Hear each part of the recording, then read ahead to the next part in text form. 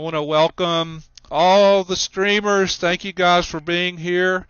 And I want to welcome all our chatters and the channels that are mirroring us and anybody out there in the ether that are watching us. Thank you very much for supporting and joining. We're really fortunate to have this show tonight, an all-woman streamers panel. So it's going to be great, and we have one more that's going to be joining us, and we're going to have some questions and some dialogue. I want everybody to know that these ladies have all worked their tails off. This has been a technical Mount Everest, and I think we have climbed to the top, and we're looking over in the valley, and we're pulling Carrie up by the rope. So we're good. So I want to just get everybody to introduce themselves while Susan's posting the notes for tonight, and we'll start. I don't know how everybody's showing up, so I'm gonna use my panel as the guide, okay? So I'll call you out. So Chris, you want to go first, please? Absolutely. I'm Chris. Krishna is Love. Occupy Nashville. I'm on the Ustream channel, Occupy Nashville A-Live, and I'm an OPN producer. I'm proud to say. Yay, Chris, Krishna. Thank you. I'm glad to be here. Thank you so much. Yeah, thanks for being here. So, Courtney, you're on. Hi. I'm Courtney, and I started out live streaming in Vancouver, but I've been all over the place and live streaming. So, I don't know. I've been doing it since the beginning of October, and that's about that. Excellent. And everybody knows me, so we're not going to spend any time. So, Freedom, you're up next. Freedom. Hi from LA, everybody. I'm Freedom, and you can link to all my channels on my website, occupyfreedomla.org. I'm Occupy Freedom LA on every social media there is, I think.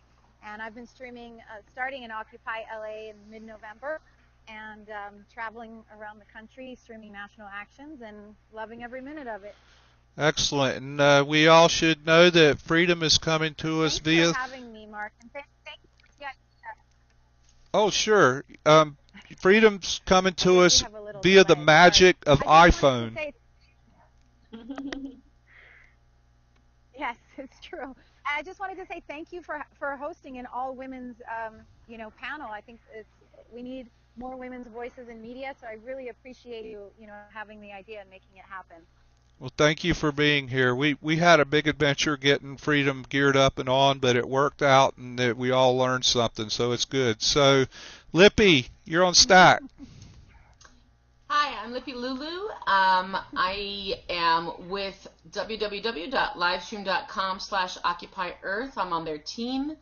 I also have a Ustream channel that's like TV/channel/Lippy Lulu. And on Twitter, I am Lippy Lulu Mama. I started streaming in a hotel room in Chicago. I've streamed all over the place, but mostly I'm based in New York City and New Jersey. And when I'm not doing this, I'm a psychologist and a single mom, and I have an Occupy in my basement. I have basement occupiers. So I'm really happy to be here. Thank you. Thank you for being here. Mary, welcome to our little group. We're really glad to have you, and so won't you introduce yourself to the people? Hi, I'm Mary Nichols. I'm from Portland, Oregon, and I am brand new within the month, but I have been streaming every other night at the Portland City Hall Vigil for lifting the ban on having anything to protect you from the elements. It's called the camping ban. So it's turning into a larger occupation. Occupy Portland has been trying to reoccupy over and over, but throughout this we've been on the sidewalk. So we're beefing up that occupation while still pursuing that original message. Excellent. Thank you for being here. We're really glad to have you. I wanted to say I have the Ustream channel is Vigil-TV. And I've been really fortunate to work with both of the channels on OccupyPortland.org. So I love you guys. Thank you. Okay, DJ, you're on Stack. Hey, everybody. First, I want to say solidarity. I'm excited to to be here with all these incredible women.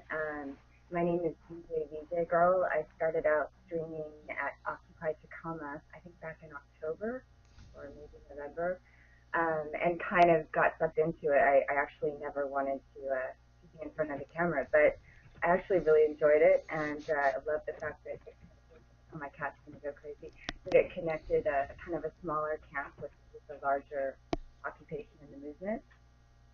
But I've since kind of moved into more editing and producing and trying to learn the ins and outs of all that. So I'm now living in Europe, and my goal is to occasionally travel to some of the more relevant occupations at the time and streaming there. So I was lucky enough to be in Spain for May 12th in Barcelona and May 15th. I'm potentially going to Greece this Sunday to stream the elections live from Athens. We'll see, having a few last minute difficulties, but in general I'll be streaming from time to time in Europe. Excellent, thank you. And so DJ gets the award for being the latest night up guest on the panel, as well as the farthest away. And she's anchoring down the European continent for us tonight. So thank you guys all for being here. I'm really happy to do this, and feel free to call me out if I misspeak or misrepresent or something like that. We're all family here. This is your night to shine, and and it looks to me like Carrie is here. There's Carrie. Hi there. Ta-da! Welcome, Carrie. Good job. Finally. Yep. Thank you, Z, for helping get that accomplished. We appreciate it. So, Carrie, why don't you introduce yourself? We just went down the row, and you're right on time because you're the last introduction. So, just tell us, who you are, where you are, and what you're about briefly. I am Carrie Faux-Truth, and I'm from Portland, Oregon. I've been involved in Occupy since day one in Portland, October 6th. And I've been traveling around recently, hitting up some other occupations and just political events this summer. So that's about it for me. Well, thank you for toughing it out and being here. I don't know what our problems were, but I'm glad you and Z were able to figure it out. Because now we have a full stack, ladies and gentlemen. This is awesome. I'm just so pleased beyond belief. So let's launch right into the good stuff. My first question is, and this is what everybody wants to know, right? From your first, everybody wants to see the people and meet the person. But the next thing they want to know is, we want to have you guys tell us about your experiences of the movement from your perspective as a streamer and as a woman occupier. Because you have a unique perspective being on the ground and in the middle of actions and doing your thing, and also from the viewpoint of a woman, there's a lot that you guys can teach us and show us. So does anybody want to go first, or you want me to just start picking to get the ball rolling? I'm for that. Okay, I think Freedom goes first. Okay, you say so. So this is a two-part question, what it is to be a woman occupier and also just in general streaming? Is that, your experiences as a streamer, yes. Yeah, okay. Well, kind of a loaded question, really. A long answer. For me, I really enjoy it because I like helping other people that can't join us at actions or at physical occupations for whatever reason, either they're too far away or they're disabled or they're working or whatever reason it is, they're home with the kids. There's so many reasons that there's so many people that support Occupy that can't really come and participate in person. So I love just being able to afford people a glimpse into what's happening, and that I really enjoy, and also the interactive chat. I really enjoy because you get to know people, and it gives people the opportunity to participate virtually. And I just, this is cutting edge technology, and Occupy has really, put, I'd say, live streaming on the map. We're not the first people to live stream, but we're the ones that are really bringing it to the forefront of a lot of people's consciousness. And Can you hear me okay? Oh yeah, you're loud and clear. Excellent. Thank you. Okay, so there's that, and then you know, the job is very taxing. I mean, I think a lot of people don't realize how much really goes into it, not only technically but physically, and the expenses involved. And there is a learning curve that goes along with it. And I've been doing some training along with my friend Cross Expo just recently here in LA. We've developed a curriculum for training other streamers, and really with the vision of training an army of people to do this, so that at any action there's 100 streamers there. That's really the goal.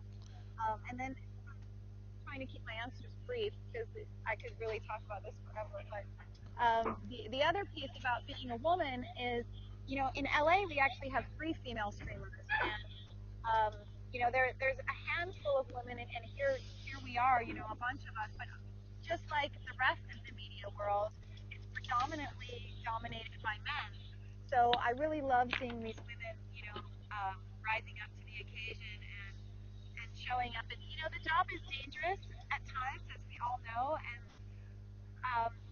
I just feel that it's really important for all of us to continue doing it and encouraging other women to do it, and to use our voices and to empower each other, with these tools so that we can help grow the movement and keep the women's voices in the forefront and active, because we all know that we need more women's voices in the movement. And just recently, I became the LA coordinator for PINK, which is Women for Peace, and we also hold the space for Women Occupy.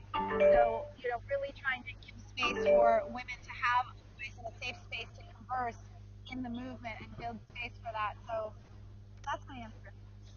Thanks for Excellent. having me. Excellent. Thank you so much. So we're getting feedback off somebody, like a fluorescent hum or something like that. If you guys just happen to check. Is it me? Yeah. Turn your cell phones off and all those kinds of I things. think it's you, DJ. I just switched to my earphone speaker. Was it that way initially? That's better. It started when Freedom was talking. Yeah. Yeah, okay, hold on. Is that better? Yes, it is. And you can turn. Okay. Yeah, good.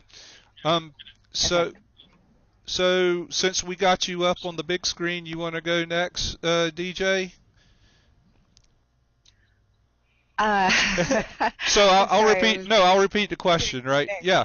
So it's we'd like to hear your experiences of the movement from your perspective as a streamer and as a woman occupier. Ooh, that's a huge question. I think, yeah, right. I think that as a woman, I mean, I felt completely natural and accepted. I haven't felt any different than I think anybody else at a movement. I think as a streamer, well, actually more as a mixer. Actually, I see all these feeds from all over the world, and 92% of them are from men, and disproportionately probably white men as well. So I think because of what Occupy is all about, I think diversity of voice and perspective is super important, and I think the importance of live stream, both for documenting what's happening now in our movement and sharing the information, but also for historical record, just can't be overemphasized. So I'm really, really, really, really, really focused and supportive on trying to get as many people out there with their cell phones or their computers or whatever it is that they have as possible. And I think it's crucial that women stand up and share their viewpoint, because when we hold our camera, we're all kind of focusing on what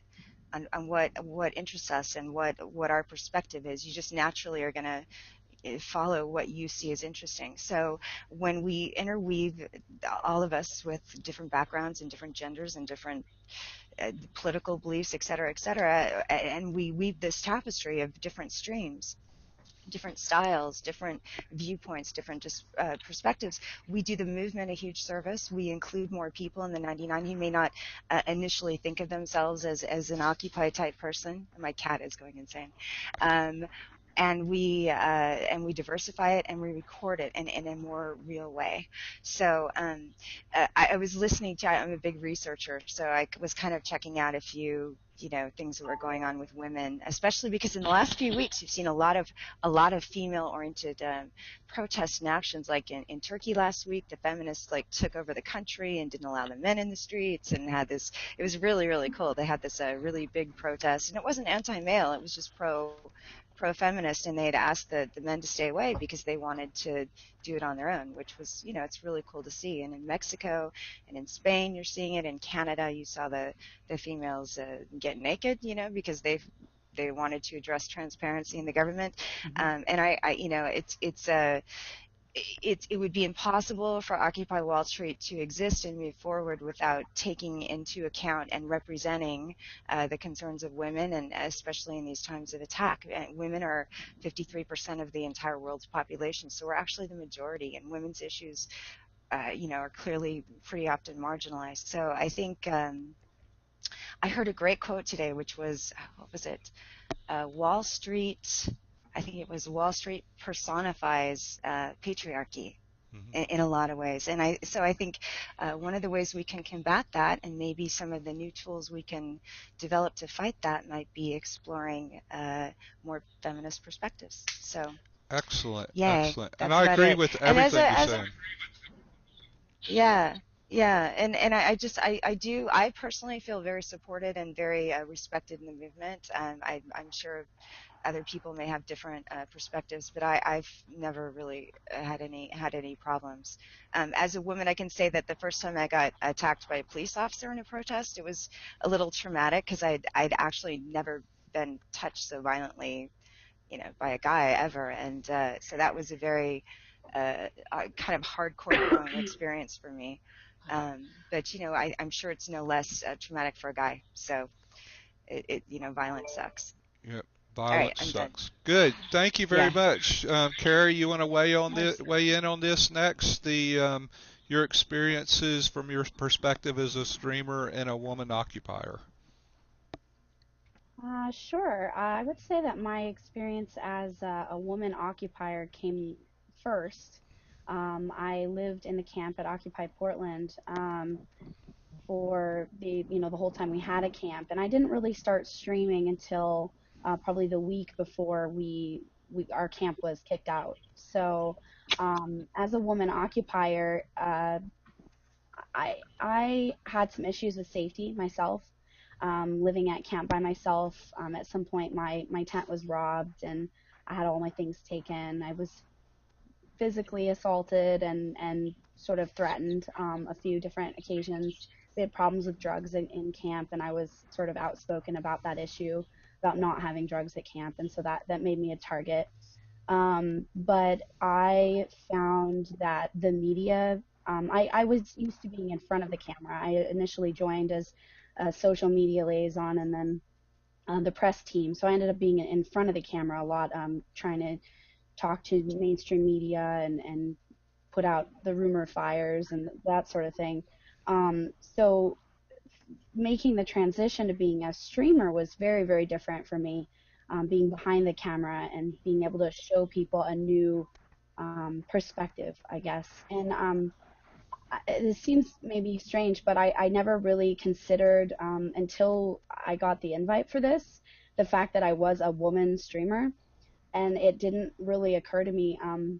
I just recently was at the Bilderberg protest in Chantilly, Virginia, and I'm walking around and doing my thing there, and at some point someone pointed out to me I was another woman there, and we were just having a conversation. She says, you notice that you're the only female media here, and then she says, actually we're pretty much the only women here, period. And it hadn't really occurred to me previously. So I definitely think that in the movement, especially in certain like subsets of the movement, women's voices aren't nearly represented like they could be. So I do enjoy being behind the camera, and I love interacting with chat. I think that's one of my favorite things. It's not only just fun for me to get to know people like that, but it's also really helpful when you're on the ground in maybe a tight situation or something where you might have safety issues with the police or whatever the case may be, to be able to talk to people that are either sitting at home or somewhere else that they can get information to you and say, hey, actually the police are heading up from 3rd Avenue, maybe you should head over, or something to that effect. So it's just been a really great experience for me. And also I have to give a huge shout out to Portland's, and not just Portland, actually I was going to say Portland's media team, but also just the live stream community, the Ustream community. I've been lucky enough to be able to travel and meet streamers from DC, and actually a lot of California streamers tend to get out. I met Freedom and Cross X Bones and a few other streamers. So it's been really great, and it's great to feel like a part of that community. Yeah. Well, So thank you for everything you're doing, and welcome. We're glad we got you on. I would have been disappointed if we hadn't been able to pull that off. So thank you for your patience.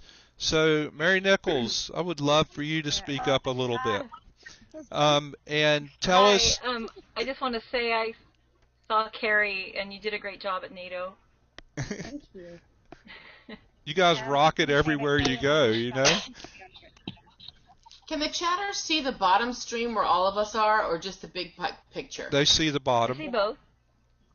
The chatters. Yes, the chatters see everything. Oh.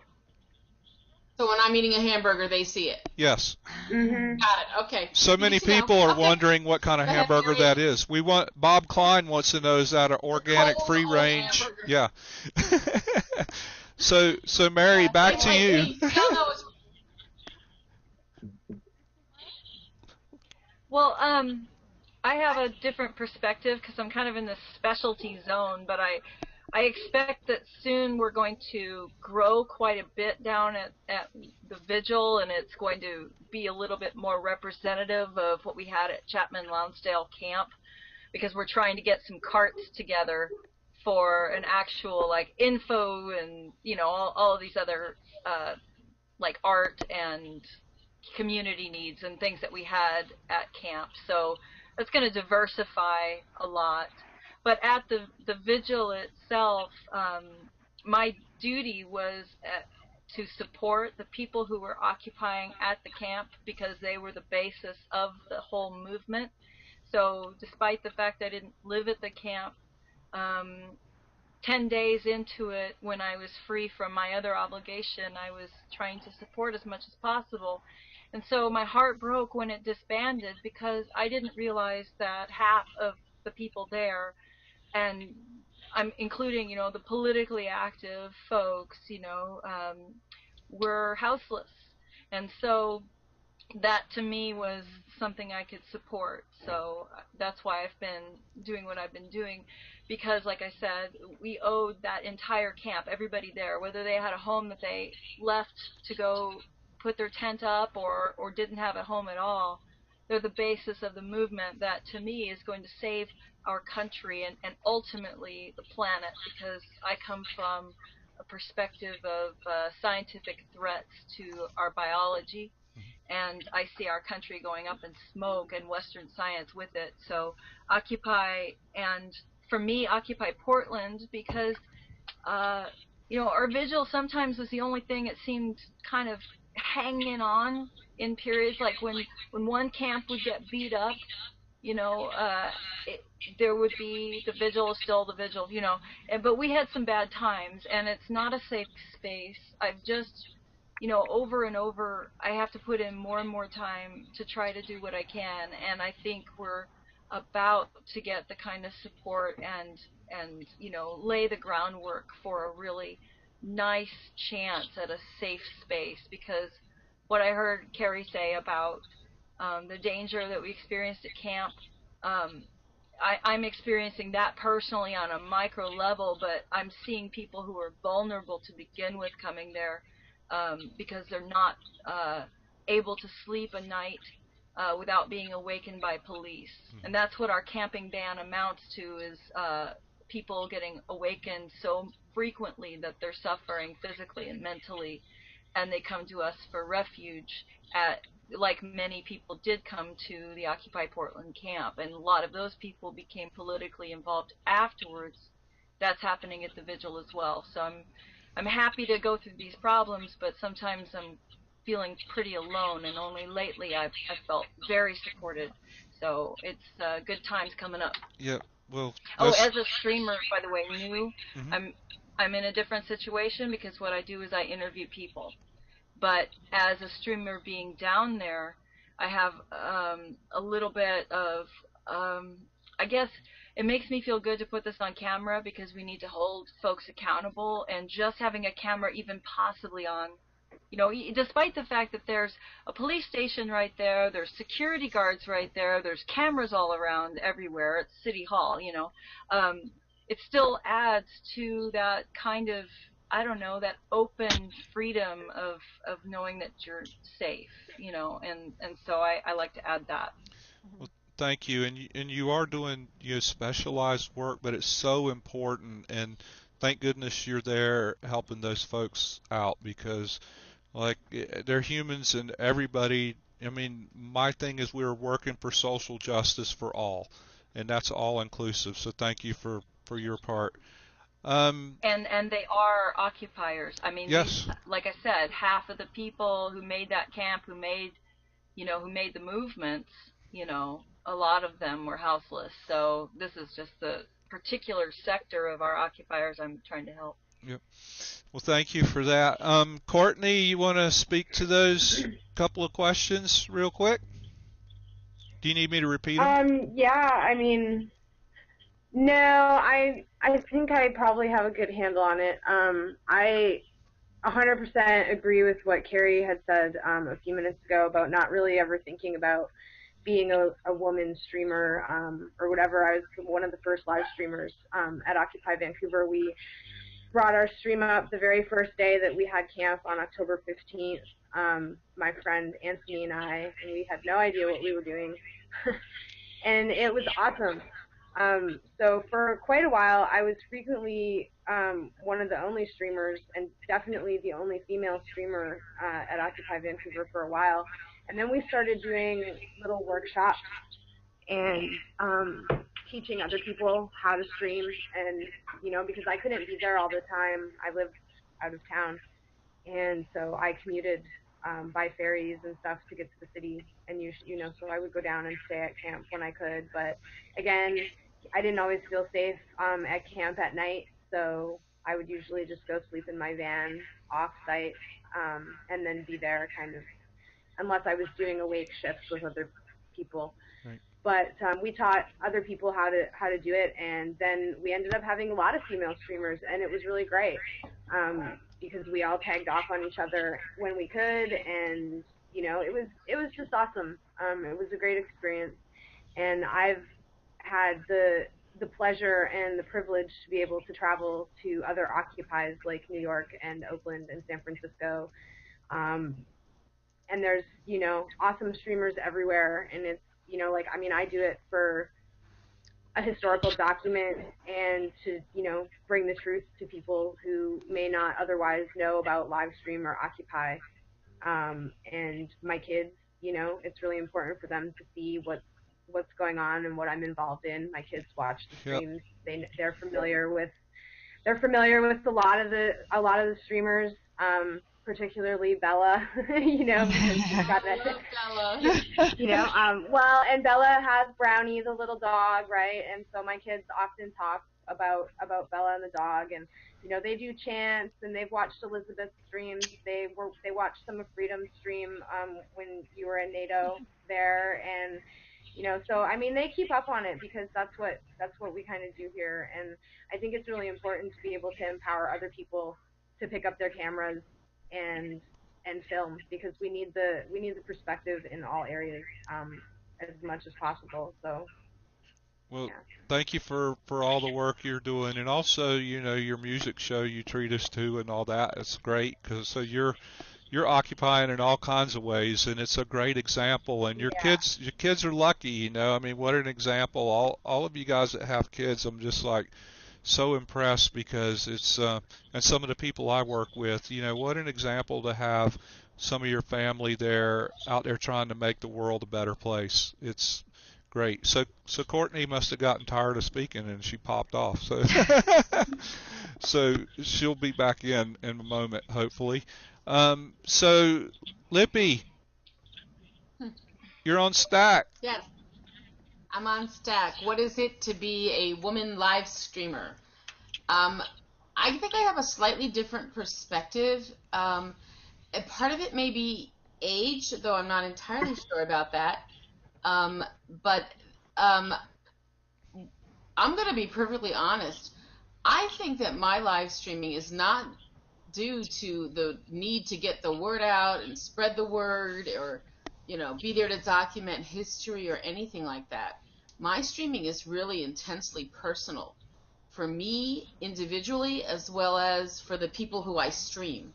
I'm a psychologist by profession, and I'm a psychologist in my heart, soul, and brain. So it's my intense interest in people that got me out. But there's another side of me which definitely is an activist. I was on a picket line when I was like 6 years old with my dad, who may be watching. Hi, Daddy. We blame him for all of this because then I had a brother who was an activist in the Vietnam War, and my niece is an occupier and all that. Oops, I've lost. Okay, I got a picture back. I am aware of being a woman out there. And like a lot of women, I use being a woman to my advantage as a streamer.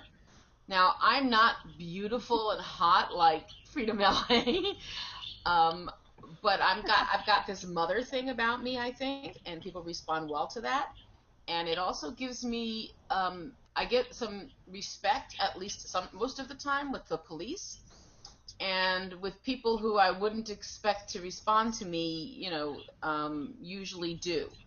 I had a friend once who said I could make a conversation with a hamburger, which is interesting given that I am trying to eat a hamburger now, because as all streamers know, you're out there, you're doing your job, and you can't eat, you can't drink, and today has been one of those days. So I'm like, you have to try and take care of yourself as a woman and your health as well as doing your job. And being diabetic, I took medication, I have to eat, so here I'm munching on a hamburger a little bit. So I do use the fact that I'm a woman, that I'm a middle-aged woman, that I'm a widowed woman, I'm a young widow, that I'm a single mom, and that I'm a psychologist. And I use that to talk to people, to get through police barricades. And I try and handle myself with some maturity and respect for all people. On occasion, I go off. You've all seen that happen, maybe in a chat or when I'm streaming, where I suddenly stop becoming an objective live streamer and I'm like just part of the crowd screaming my head off and cursing. But usually, I'm not one who's in there when people are getting arrested or manhandled. I keep a safer distance, partly for my health. And if I'm going to get arrested, I want it to be for my rights and not because I got in the middle of something or for something stupid. And I also can't risk a physical injury being a single mom and working. So I'm careful. But the other reason that I do it, I think, is that aside from being a psychologist, I was a theater minor in college, and there's a performance element to this. Some of us are more into it than others, but everybody here kind of has things set up to show a bit of themselves. Behind me, I've got my Occupy signs. I have my backpack, my streamer's backpack. It's a special one that I got because I have a neck injury. You could probably, I don't know if you can see it, but I got a gas mask behind me. I've never actually put it on, though I've given them out to people. And I set the stage when I'm out. When I'm out, I set the stage, and when I'm here, I set the stage. That's the theater minor in me. That's the actress in me. I'm as genuine and honest and sincere. I don't fake anything, but I like to be funny and entertain. And so, you mic checked the bishop at Trinity Church, and that was like uber awesome. Right? I did not mic check him. I did stand up. There was supposed to be a part in the service. It's during the Forgive Us Our Trespasses protests that are going on in New York City. And I went to Mass for the first time, actually. I've been to it for weddings and stuff, but I'm Jewish, so I don't normally go to church. And I had heard that there would be a point where people could just stand up and say what's on their mind, but they knew the protesters were out there, so they skipped that part. And they said anybody who wants to talk about the occupiers, and they had said some stuff that was incorrect about the situation. And they skipped that part. They said anyone who wants to talk, come after Mass. Well, then they start bringing out the stuff for communion, and there was no way I'm going to interrupt communion. I'm not doing that. I will interrupt a Mass. I did interrupt someone's spiritual moment. We had a great discussion about that afterwards. But I wasn't going to interrupt communion. So I just stood up in the middle of this huge, beautiful, historic church, and I had written down things from the sermon that the rector and all the other people had said, the priest, and this, I don't really know who they all were. And I shouted, I didn't shout. I can vocalize loudly, as some of you know. You spoke from the firmly. theater training. I spoke Look firmly. at the grass is taller than she is.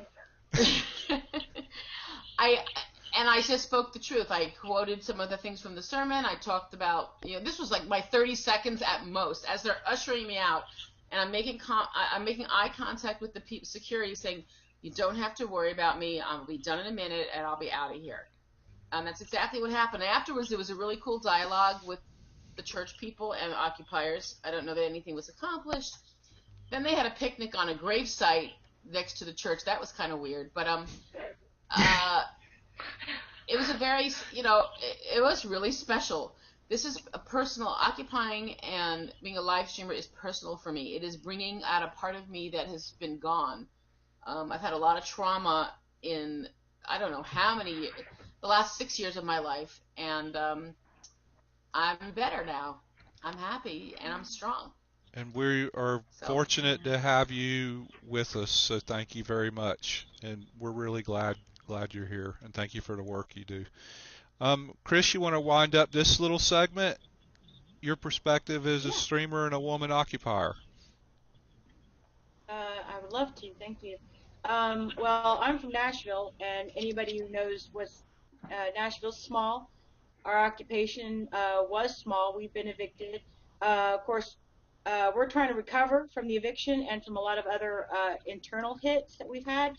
So we're really small, and we lost our streamers. I had wanted to stream early on, and it wasn't working well. So when we got evicted, our streamers left, and I kind of just jumped in it. So I'm really only been doing it a couple months, and I haven't seen any action per se. So we use streaming for things like events and things that we do that are a little less. I don't know. I mean, I kind of focus on the GAs and using that as a way to get our minutes down and things like that. But since I've really kind of had to jump into it and figure it out because I really don't know what I'm doing, and I'm hoping that as we recover from this, and little by little, I can. That's weird. I'm sorry. The family's home.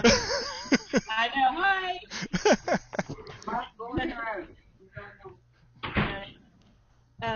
I'm sorry. But anyway, so I'm just hoping that as we gain back momentum and get speed, I'll be able to experience what everybody's experienced as far as being more in the field, and I'm kind of an observer. And as I've moved along in the past few months, I've had that learning curve as well, which is really starting to become more comfortable in front of the camera, being able to interact with people better. Before I would just aim the webcam and step back and just not be involved because I was really insecure. And that's really what's given me a lot of improvement is that it's given me self-confidence, and it's made me feel a lot more strong and able to adapt to situations that early in the occupation I was a shadow. I didn't really know where I fit in. This has been a perfect segue to somewhere where I can fit in and really just feel like I'm doing something, that I really didn't know what I was doing before because I was very involved, but I didn't know it. So this has been perfect for that. And no, those are for school. I don't have any interactions with the streamers. I mean, this is all, I don't know anybody, you guys, because I didn't have internet access at the camp, so I didn't have any way to see what was going on. Days of school. So this is all you can share one. I'm more than excited and more than honored to be a part of it and get to hear stories and I don't know. I mean, you done your thing? No. Do is finally work out and hope that I can all the people at the bottom. the great examples that I've Can I use your phone? streamers Yeah. rise to that occasion myself. Even though I'm in a small town with, I don't know, I mean, it's a rock country. Little hillbillies out here just trying to make our way and get freedom. So anyway, Yep. I appreciate you letting me be. Oh yeah, we're really glad to have you. And for those of you that are kind of new to the channel, you you may not know, but And they laughed. They're like, okay, hey, Court, Court, But Down there, you can hear anybody everything who's and got see background noise, yeah, can you turn your mic off? It's Court. getting really hard to hear. Can we maybe mute your mic if you've got a lot of background noise going on? Do you see where to mute your mic at, Court? Up at the top of the bar, there's. It's on the top right. Yeah. Yeah, just mute it there, and the background noise doesn't wash us out. Got it? You should still be able to hear Every us. time one of us speaks, we pop up on the screen, and everybody hears everything, and so we might miss a little bit, like while Chris was talking. There we go. So we're good. But as I was saying, Chris is one of our newest members of the OPN team, and we're really fortunate to have her. And she dramatically understates her skills and talents, so we're fortunate to have her on board. So I want to move on to the next little bit, and some of you guys touched on this already. The challenges you encounter as a woman in the movement, and I'm really interested in hearing how everybody kind of balances their Occupy stuff with their life stuff, and working jobs, having kids, and just do or whatever it is you do. Because I mean, even as a guy, I find that there is not enough hours in the day. So I'm interested in how people are balancing, your whole lives, or if you're not, what's going on there. So Alex? yeah, I read about it once. So No, you're not. yeah. So we'll get back to freedom. Oh, go ahead, Mary. Can I make a request Sure. before we go on? I was told that it would be an hour, and I have an emergency down at the Vigil to attend to, so I'm gonna bow out. And I just wanted to. Can I say something to that before I leave? Yeah, because please. I just want to say thank you to my husband. My husband, and I know that there are a lot of families out there who are supporting the people who are occupying, or not just live stream, but people who are spending a lot of time treating this as their job, even if we don't get paid. And so I just want to thank my husband and all the background occupiers who are the support staff, really, for what we're doing. Exactly. And then I also wanted to know if we could possibly, before I go, if we could possibly just say our channels or where we can access each other. Yes, because I know please. that this is going to be a record I can go back to. That would be really great, because Yeah. I'd like to talk to all of you again. I think we're going to put all that information up on a Etherpad, so with all the links and everything. What is that? We'll send you an email link that'll have all the information on it, so you can reference it. How's that? Okay, you guys, I love you guys. Thank you so much for being here. I can't wait to watch your streams. I've only watched a couple of you, but I love you guys. Thank you so much. All right, Good luck. You, Mark. Thank you. You're welcome. Have a safe night. Solidarity, sisters. Okay, well, this is Occupy in general. It just runs long, right? So if anybody else has to leave, don't hesitate to say, I just got to go, because I want to try to get in as much as we can. So Freedom, can you talk about life/Occupy balance, or how you roll all that together and manage to get through the days? Sure. Well, for the first solid 6 months of Occupy LA, I was more than full-time.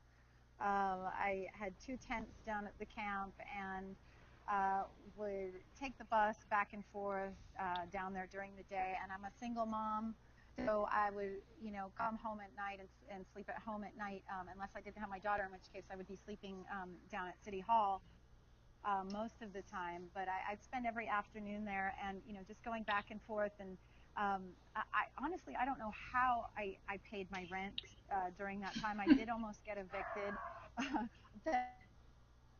Have a landlord that is a saint. I think is the only reason I'm not homeless right now, because I really did give everything to it for the first 6 months. The last 2 I was lucky enough to be offered this job at Code Pink that I mentioned earlier, which is great because it's very much aligned with the Occupy movement. So I feel like it's an extension of my Occupy work, but it does afford me a small paycheck that but it does limit my ability to be involved now. Sometimes there are actions that happen on a day that I need to be in the Code Pink office, and it's frustrating because I want to be in 2 places at once. But they are very flexible with me, so I'm really lucky in that way that I found a job that really supports this work that I'm doing. And like I said, I'm a single mom, so there is a tremendous amount of juggling that happens. And my daughter's 13. And one of the cool things is that I've taught her to stream, and sometimes she fills in for me, and I can hand her the camera, and I can roam around the GA and talk to people, and she'll sit there and talk to the people in the chat room and stuff. So that's pretty cool. So I integrate her into it, and we can kind of do that together. She was really involved with me at when we were at City Hall. She didn't always want to go. And she comes on a lot of the actions, and usually as long as there's something creative to do there, if there's drawing or painting or whatever, she'll fall in and keep herself occupied with that part of it. And once in a while she actually thanks me for teaching her things that other kids don't know, the other kids in her school don't know or understand, and she gets it and she's grateful for it. So it's definitely a balancing act. I mean, I've been a single mom for the entire 13 years that I've had her, so the juggling thing is not new to me. But she supports doing so.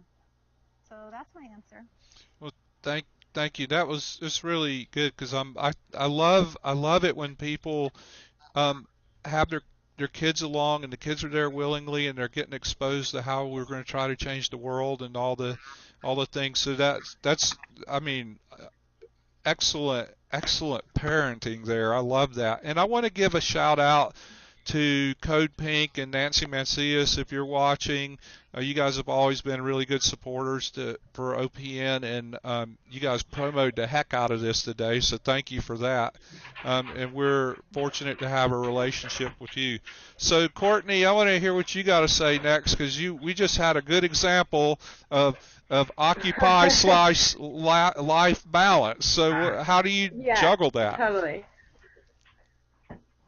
It's day by day, really, but it's similar. Like, I'm a single mom and I've got my girls. I have a shared custody agreement, so that's actually enabled me to be able, like, when we had camp in Vancouver, I was able to go down and spend a week at a time and be at camp and then come home for a week and then go back down.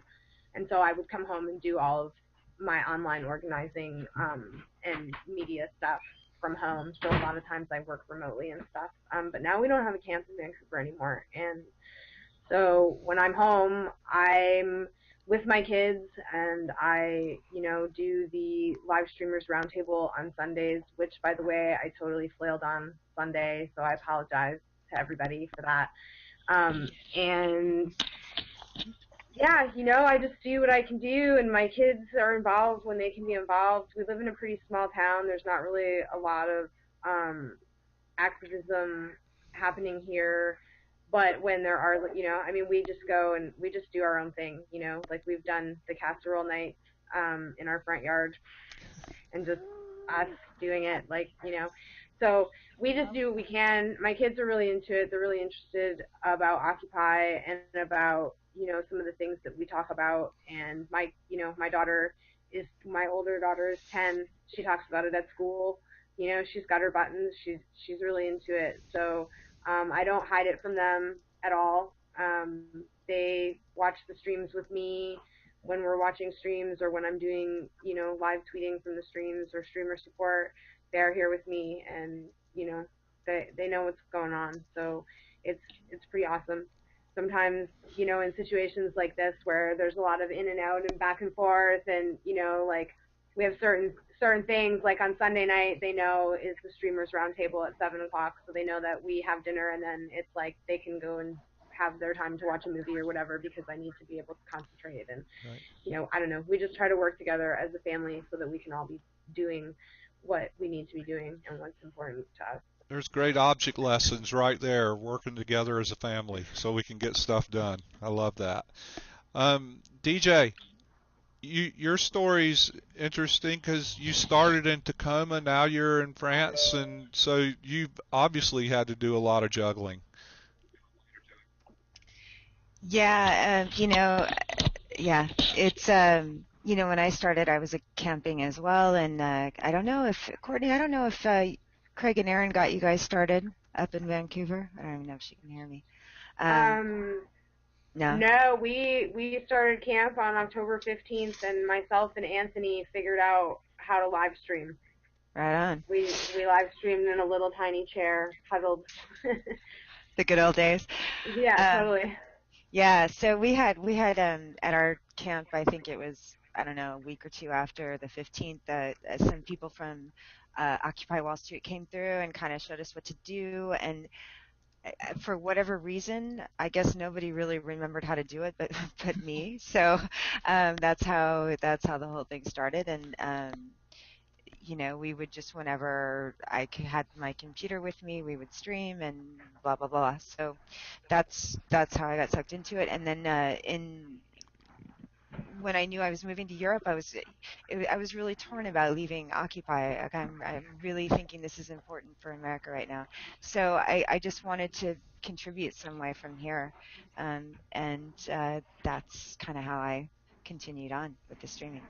Excellent. As far as balance, I have no balance. I do this. I don't know. I sleep 4-6 hours a night. My poor husband, like he's a saint. He puts up with a lot of it. I think it's really, really difficult. I think for any partner to let if I don't know, it would be hard for me to but to not have a problem with someone I cared about, like going off to Athens right now, for example, or Spain, or any place that stuff is going on. And I think the fact that I'm a female may intensify that for him. I think the traditional roles are reversed in this situation. He's more of a quiet, supportive protester, and I'm kind of more like, gotta get out there and do it myself. So that's been really interesting, and I do have to really echo what was said earlier about how many people it takes to make a stream, and the mixers and the editors and the people on Twitter and the mods and it takes everybody a village. It really does. I mean, it really does, especially like, in Europe where there's like 3G, you need like tech people, and it's pretty hardcore. So, Right. So yeah, not just our even personal partners and children and family and friends, but,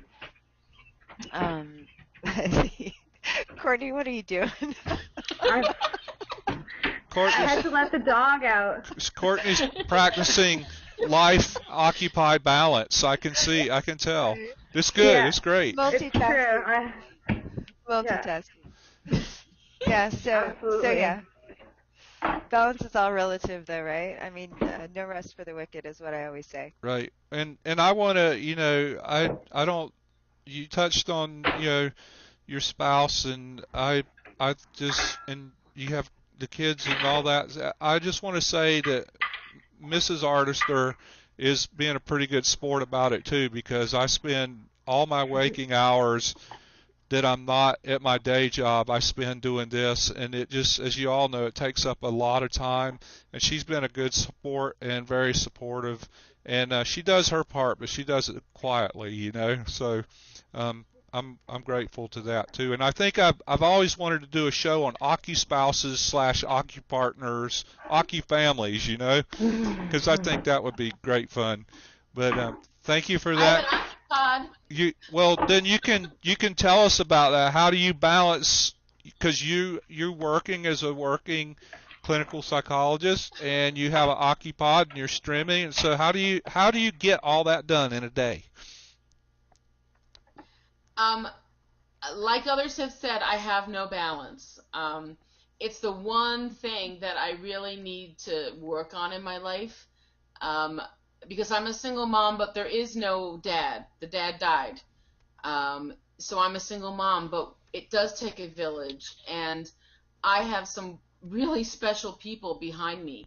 Um, I don't have a great landlord, but I have a wonderful family, and they have helped me continuously since the death of my husband 3 years ago.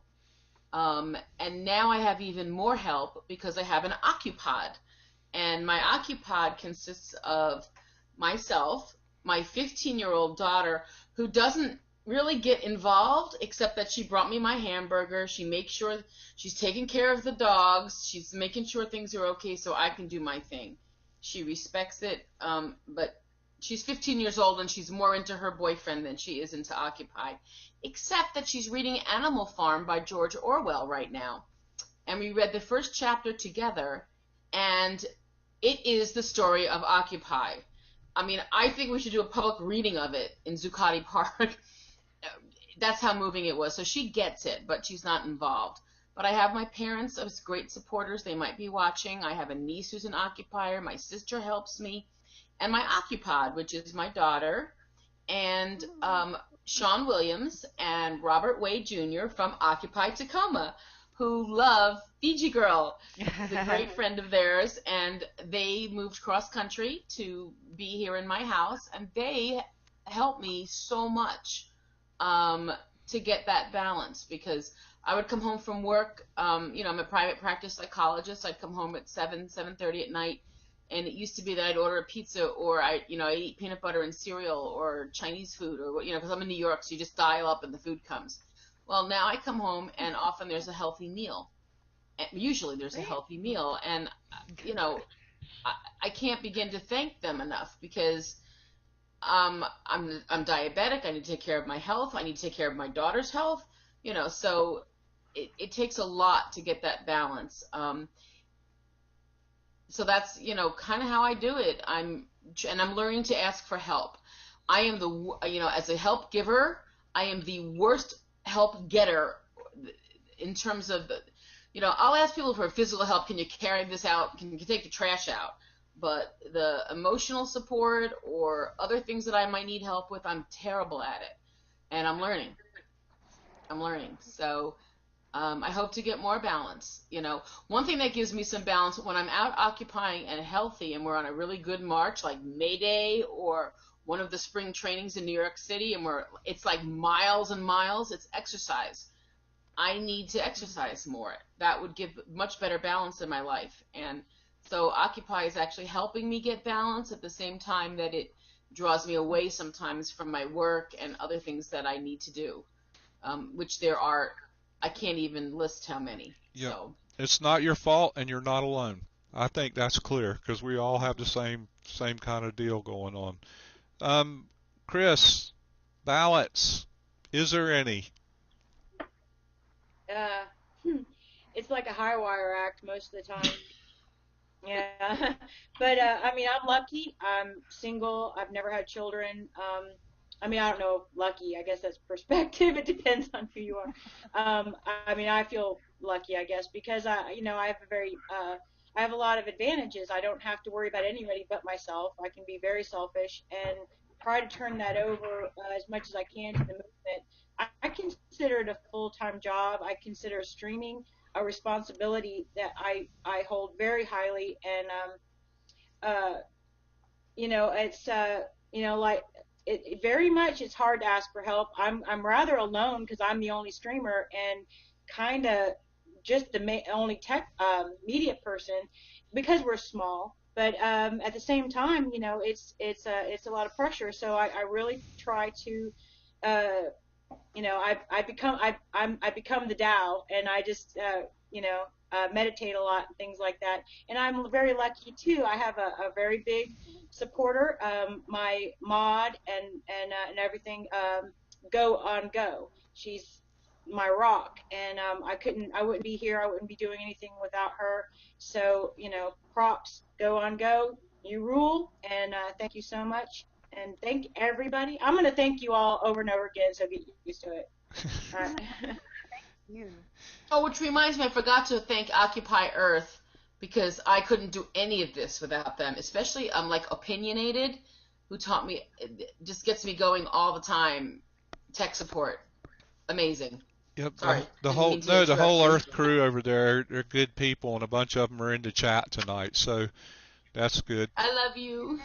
We love Occupy Earth. Yeah, sure, you can Yay, do occupier. whatever you would like. So, Carrie, Yes.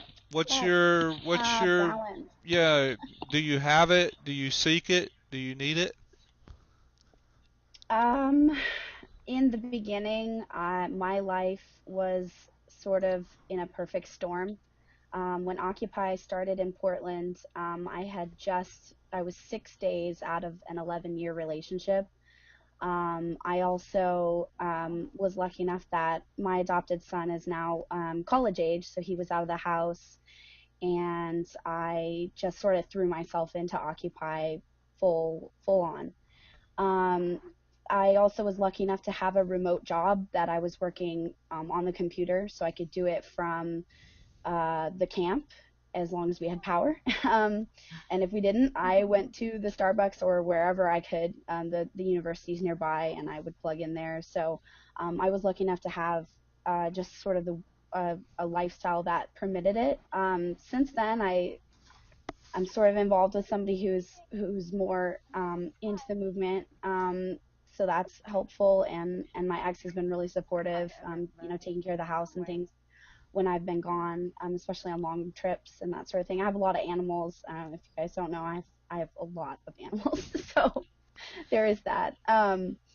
So yeah, I think balance is something that we all sort of, day to day try to fill that out. And also, my business, the business I was working for has since gone under. So I lost my job during Occupy, and so it's been a very interesting experience trying to navigate that and whether or not I want to jump into right now a full-time job, because I do consider streaming to be a full-time job. I'm not just streaming, I'm also involved in the social media at for Occupy Portland. Also, I'm taking a small leave, but I'm going back to being the POC for our spending committee. So I have a lot of different roles that I'm trying to navigate with Occupy and still somehow pay the bills. So right now I'm donation based, but I may need to pick up, a real job in the future to sort of, feed myself. So yeah, balance is something that I don't know if I really would call it that. I just am kind of all or nothing at this point. I've been all in since October 6th. Excellent. Well, it's the Occupy thing and action for social justice in general tends to be all-consuming, but it's extremely satisfying to be working to trying to make a difference. And for my part, working with all you guys, I want to do a temp check. How is everybody on time? Because I know there's kids to feed and all that kind of stuff. You want to keep going, or do we need to get to a wrap-up point? Because I have plenty I'm more. good to Fine. keep My kids going. just left. I have an Occupy taking care of my and child taking care of my animals and all that. I'm fine. Okay. Well, we'll go. If anybody needs to drop out, don't hesitate to do so. And I'm really DJ is she's up so late, and it's just awesome. And I hate keeping her up that late. But so really quick, let's go down the line. What are the biggest? What is the biggest lesson you've learned is working with Occupy? So Carrie, you go first. Biggest lesson you've learned working with Occupy. Lesson, gosh, there have been a lot. I'm just gonna have to narrow this down to live streaming because there are a lot of lessons I've learned from Occupy. I'd say the biggest lesson I've learned with streaming is the buddy system. Even if it's somebody that you don't know that well, it's better than being on your own, just for so many reasons. I learned a little bit from the San Diego Occupy. They call it the Tweet Team, where they'll have someone streaming and someone tweeting, and those two people be paired up. So, I'm a big fan of that. And I think just having somebody nearby. I went to NATO essentially on my own. I went with a group of people, but I was streaming on my own the whole time. And I remember at one point just feeling panicked. We got caught in the crush zone. The police attacked the protesters, and they panicked. And it was at some point I was crushed so tight that my feet were lifted up off of the ground, and I was drugged for several feet. I had no control over it, and I, for the first time in my life, thought, oh man, can I handle this? And I actually remember looking over my shoulder, and I saw Luke Radowski, and he's streaming, and he could have been streaming the Care Bears. I mean, he was just so chill, and it just gave me that, like, okay, I can do this. You know, if freedom is 10 feet in front of me, closer to the police, and Luke is 2 feet behind me, like, I can handle this. So just having a buddy or somebody that can look out for you is really important. I definitely learned that. Excellent. Love that. That's a great answer. Chris, you're next. Yeah. I kind of go back and forth between having to understand fully patience and radical acceptance. Um, Basically, you know, I've learned that really there's just some things you can't fix, and I don't mean politically. I mean interpersonally, because that has been a big challenge in this. Is, you know, working in difficult situations interpersonally and knowing that, you know, when to let things go, and when things are, you know, that balance there, what we were talking about before with balance. And it's given me a grand uh, a really important skill of not letting everything pull me down and really overwhelm me, so I can carry forward and just do what I'm going to do and all that. And that's something I couldn't put a dollar amount on that. It's been amazing. So it's really helped me a lot, and I appreciate it every day. I use it every day. So it's been great. Excellent. Courtney, what's your biggest lesson working with Occupy? Well, I would have to say that my biggest lesson is that I still have a lot to learn. And, you know, and I also, there was something I learned about, like, I guess, like, that we call, oh my God, okay, you guys, seriously, right now, it's quiet. About, like, the whole each one teach one, so that if you have skills to share, teach them to other people, because once we all have the skills, we're going to get a lot more done. So, you know, like, I pertain that to live streaming. Like, if there's people out there who are really, really interested in learning how to do it, or want to talk about it, or want to know what kind of things they need, or, you know, I mean, whatever, I'm always open to doing those kinds of things. And I think it's really important, because we can all do it, and we can all be a part of this in whatever ways that we can, and we just need to make sure that we share all of our skills and all of our lessons with each other. I love that. It's like coming at everything from a spirit of generosity, and I think that's so important. Freedom, lessons learned, working with Occupy. Ooh, did Freedom drop? She It's looks such a frozen. question. It's so impossible to. I'm right here. I'm right here. Can you hear me now? Yeah, good. Yeah. Can you hear me now? Yes. Yeah. Okay. Right here. I was just saying that it's such a loaded question, because there's so many lessons continually being learned. I just want to respond a little bit to some of the things the other women said. Courtney, when we were at NATO, um, I remember turning around and seeing you and just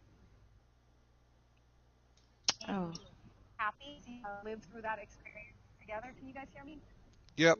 Keep You're going. kind of dropping. You can't hear me. Okay.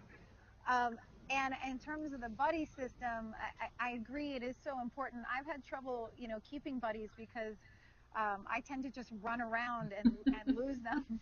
And So, and on J28 in Oakland, I had a buddy, and that wasn't enough because I don't know if you guys know the story. When I got mugged at midstream, somebody came up and just sandwiched right between me and my buddy, pushed us both aside and grabbed my camera. I had 1,000 people watching from all over the world in the middle of a march.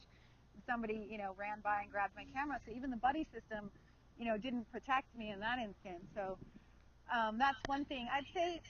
I'd say I'm still learning the biggest lessons. One thing that I find challenging is balancing being true to myself and expressing my own voice in a way that works for other people. Sometimes, people are critical, and it's a fine line. That's another one of the balancing acts that we do. With our commentary and everything. A lot of people want to say you're not a real journalist. You can't be an occupier and a journalist. And I'm really there to show what's happening with truth and transparency, and it is coming from my voice. It is an objective. It is my perspective, my unique perspective. So, part of it for me is the challenge is being true to myself and speaking my truth, in a way that doesn't upset others sometimes because, we're all passionate people and we have differences of opinion. So that's something that I continually have a challenge with. So that's a lesson I'm still learning. But probably the biggest lesson that is how important it is for us to take care of ourselves and keep ourselves centered and balanced. Sometimes you do need to walk away and take a weekend off and, go meditate and do yoga and really keep ourselves strong so that we can keep giving to the movement, because there's a lot of people that just don't know when to say when, and, the adrenaline of the movement becomes addictive and people just stay and work and work and work and give to the point that, they're not effective. And, for me, that's one thing that I'm really learning to do is to take the time to retreat when I need to and to recharge myself so that I can continue, giving to the movement. I think that's a really good statement to make, and that I like to encourage everybody all the time to take good care of their health and well-being. And even though I don't do it myself, I say it's really good advice. So Lippy, lessons. First of all, I have to tell you that I had a little tear in my eye there, Carrie, when you were talking about your experience at NATO. Oops, I lost my camera. Hold on. Yeah, there we go. I meant Carrie. I think but I meant well, okay, we'll do the best we can. I can't get it just right. Hold on. All right. So I get moved by people, and that moved me. And as soon as you asked that question, Mark, a quote came to my mind, and it echoes something that Freedom just said. The lesson learned for me is by William Shakespeare's character Polonius, which is to thine own self be true. When I'm out there, if I am true to myself, and true to myself means a lot of things. It means taking care of my health. It means doing my job as a streamer. It means taking those 2 steps out of my comfort zone. More recently, maybe even 4 steps. But it's true to myself. I'm not doing it for anyone else but Occupy and myself. That's the thing that I've learned, and I'm trying to apply it to all areas of my life. All the other things that people mention, the buddy system, and yeah, we lose our buddies all the time because we're running around. But then you get, once you're out there, you get new buddies, So I've had buddies that I don't even know or hardly know. And I was in a sort of crush bad situation once outside it was the cage within a cage. There's the Freedom Cage in New York City, and then there's like a cage around it. And I was in there, and the police were moving people, and it was a crush, and I was there by myself, and all I heard was, "I got you, Lippy!" And it was Rob Wade from Occupy Tacoma. And he literally a hand came down. It was like the hand of God plucked me out of the cage, of the crush, But for me, the lesson is to thine own self be true. I have to be honest. If I'm honest with myself, I'm honest with other people. I have very real interactions, very genuine interactions with occupiers, and also with police and the people and one percenters and people who oppose us, I'm able to talk to them too. So that's my lesson. Excellent. You're an all-inclusive conversationalist. That's great. DJ, lessons. Well, just coming off of Libby, I have to give a big shout out to Rob and Sean too, because they're fabulous, especially at actions. I've never seen. Oh my I've never God! seen Yeah. anyone wiping pepper spray out of his face, saying, "Wait, I'll be right out there." But He's the best occupier I've ever seen he's pretty anywhere. funny. But yeah, as far as lessons, wow. I mean, like everyone else, I think there's been a billion. I think camping was really great for me and very humbling. And I think facing your own ego, etc., is a huge personal lesson. But I think one of the things that I learned through Occupy, I remember showing up at camp at first and kind of wanting to know what to do, or I kind of wanted somebody to tell me what to do. You know, like I would say, hey, does the food go here? And, you know, nobody knows. Everybody's there just like me. And I think it took me about 3 or 4 hours before I figured out that if something needed to be done or put somewhere or figured out that, you know, I better step up and do it, because if you don't do that, nothing happens. And I think doing that over and over in small ways in the camp and in other ways is tremendously empowering. And I think it takes away a lot of ideas that we have about, you know, needing certain experience or needing some kind of expertise, and it really shows you how directly we can affect and impact our world. So whether it's picking up your phone and streaming, or whether it's making a phone call or showing up at a demonstration or organizing a protest, I think we all have the capacity to make a tremendous difference in this movement and in this world. So that's a huge gift that I've gotten from Occupy, and I really hope that a lot of other people walk away with that knowledge too, because we're so much more powerful than we know, and together we're exponentially more powerful than we know, and it's just a matter of all of us picking one thing and making it happen. Excellent. Zena said, you know, she was listening to you speak, and she made this statement. I think it's worth repeating. Is the lesson was to empower yourself to get stuff done. It's wonderful. Yep. So it was a good summary. So the next question on my list, and this one can get kind of tense, but I wasn't going to include it tonight, but I wanted to ask it, and I checked with some people, and they said, yeah, we should throw it out there. And we've been having this conversation a lot with many of our guests. So I was wondering what your positions might be on the question of reform versus revolution. There seems to be a divergent, two paths here, and it gets a lot of conversation. So we always like to ask that question. So reform versus revolution, where do you fall on that? So let's go with start with Freedom on that. For me, it's really a blend of the two.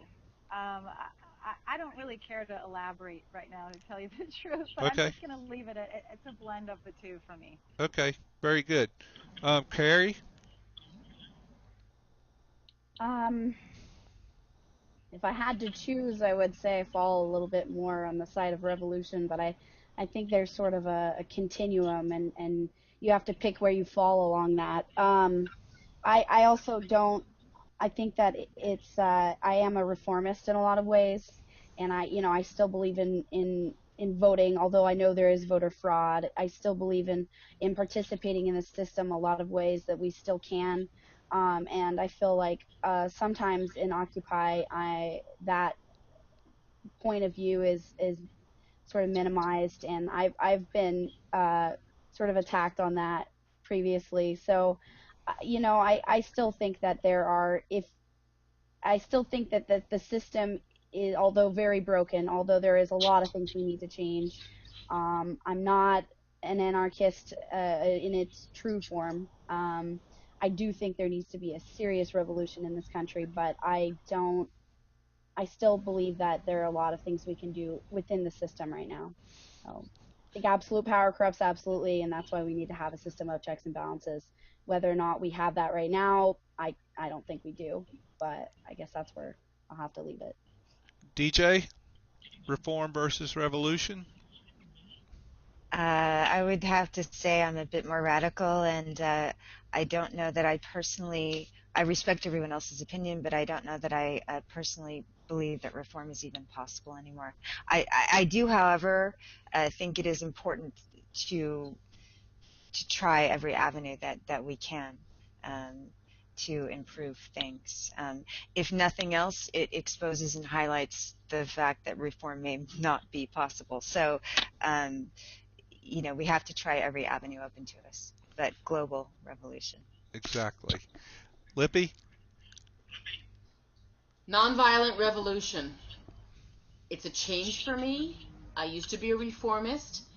Um, I come from a family of reformists, though my brother was a revolutionary. So, my father is someone who I respect immensely, and I would say that he's a reformist. His political views have influenced our entire family. Recently, and there'll probably be more of this out there, it appears that a friend of mine from the South, a I'm a New York Jewish liberal, and she's a Southern Baptist conservative.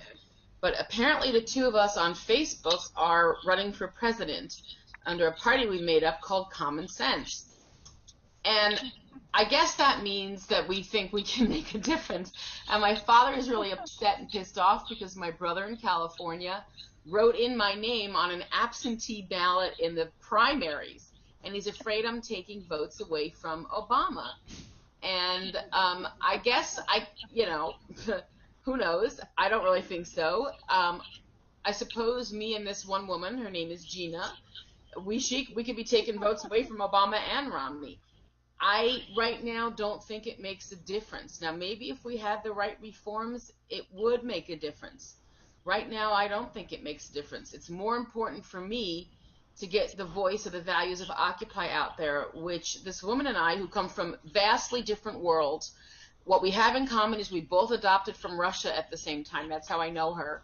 We have vastly different views on things, and yet always we can dialogue respectfully and usually come up with a common sense solution. So, um, yeah, I'm on that whole continuum thing, but I think we need some really fundamental change in such a huge way that it is going to take peaceful, nonviolent revolution to make the changes that we really need so that another world is possible, which is the sign behind me, Yep. which is my motto. Good. Courtney, what do you think about it? Well, I will be perfectly honest with you. I flip flop back and forth probably every day. Right. That's When I me. get really pissed off, I'm like, smash everything! But when I actually have the time to sit down and think about it, I think about things, I see occupiers going to city council meetings. I see, people participating in democratic process or whatever. And, I don't know. Can we infiltrate the system to the point where we can change it within, or do we need to start a whole new system, or do we just need to completely revolutionize? I think that our movement is almost still too young to know the answer to that question, and that we still have a lot of work to do to try to figure out what our best road to action is going to be and how we're going to do it. I think that a lot of really great ideas are going to come out of the national gathering in July, and I don't think that anybody really knows yet how it's all going to work. I mean, we're still a very young movement, and we're still learning about how to work with each other. Yep. So it's going to take some time, I think, but as I said, I go back and forth, and it's also different everywhere, right? It's like the way that things are happening perhaps in a place like Oakland are very different than the way things are happening in a place like New York. That's very different than what's happening in some place like, say, Toronto. So it's kind of like every Occupy is trying to move forward in the ways that works for them in their city and in their town. I think that we all need to get together on bigger levels a whole lot more. Mhm. But we'll just, I guess we'll just see where the road takes us. Right. It's a really good point about different situations and different locations. You know, there's not one size fits all. It's you know, it's a big challenge. Chris, where do you fall on it? I was a reformist, I suppose, early on, Yeah. and I've moved uh, way more into the revolution with a definite nonviolent part to it. Otherwise, no. It's definitely nonviolent, and I'm a firm believer in the diversity of tactics, and I think we all have to kind of go from where we are at that point. You know, again, like everyone's made good comments about it. You know, we don't really know what will work. I do believe in voting. I'm not giving up that right. Even if it doesn't work or if it, I don't know, I'm still going to do it because I Vote mean, for me. Sorry. not for common sense. I will vote for common sense anytime. Thing is, it's not very common. I'll do it. So yeah, I mean, hopefully, you know, I think with everybody coming at it from wherever they can, I mean, ultimately, I'm looking for change, and hopefully, it will go in the direction we're looking for as positive, nonviolent, and permanent change. And I'm sure it will, you know, I don't know what I'll see in my lifetime, but I'm hoping it'll snowball and make a bigger effect down the road. So yeah, yeah. Great. Okay, so this is my the last question I have on my list, and then we'll try to take a few from the chat room. A lot of people have been begging to ask questions, but I want to get each of your viewpoints on what you think the biggest challenge we face as a movement might be, and what suggestion do you have for addressing it? So we'll see. Freedom, you want to go first on this one? Biggest challenge Sure. and what's a solution? Uh, well, the first thing that pops into my mind, the thing that I'm most concerned about, that I think will make or break the movement, is the issue of violence versus nonviolence. Um, that it's such a long, deep conversation, but you know, for anyone who I am a peace activist, as I have been for many years before Occupy came along, and I believe wholeheartedly that we need to remain a nonviolent movement in order to not only to succeed, but to maintain popular support. I feel very strongly about that. I'm very outspoken about that. And in terms of the solution, I think it's just a matter of education. It's a matter of making sure that people are getting the nonviolent training and that people understand the long-term effects of violent actions and how it can destroy the movement. I mean, we all know these stories, you know, that you know, I do consider property damage, you know, violence in certain situations. Like we all know that if we go to a protest and there's smashy smashy, that's the headline, and you know, it minimizes our popular support, and um, you know, that breaks my heart when that stuff happens, because there's so many people that put in so much good time, and you know, some people come along and you know, maybe they're provocateurs. I don't know. I mean, I have seen provocateurs in action. I see how they bring down the movement, and that's really my biggest concern. And like I said, the solution is just really educating people, getting people, you know, to study the nonviolent leaders of the past and how they've been successful with that method. And I think we just need to continue spreading awareness about that. All right, thank you for that. Carrie, what's our biggest problem or challenge, and what kind of solution might you offer up? I think I definitely agree with what Freedom said. Sort of to piggyback off of that, but a slightly different issue, is I'm afraid that the Occupy movement will, over time, become neutralized by other parties.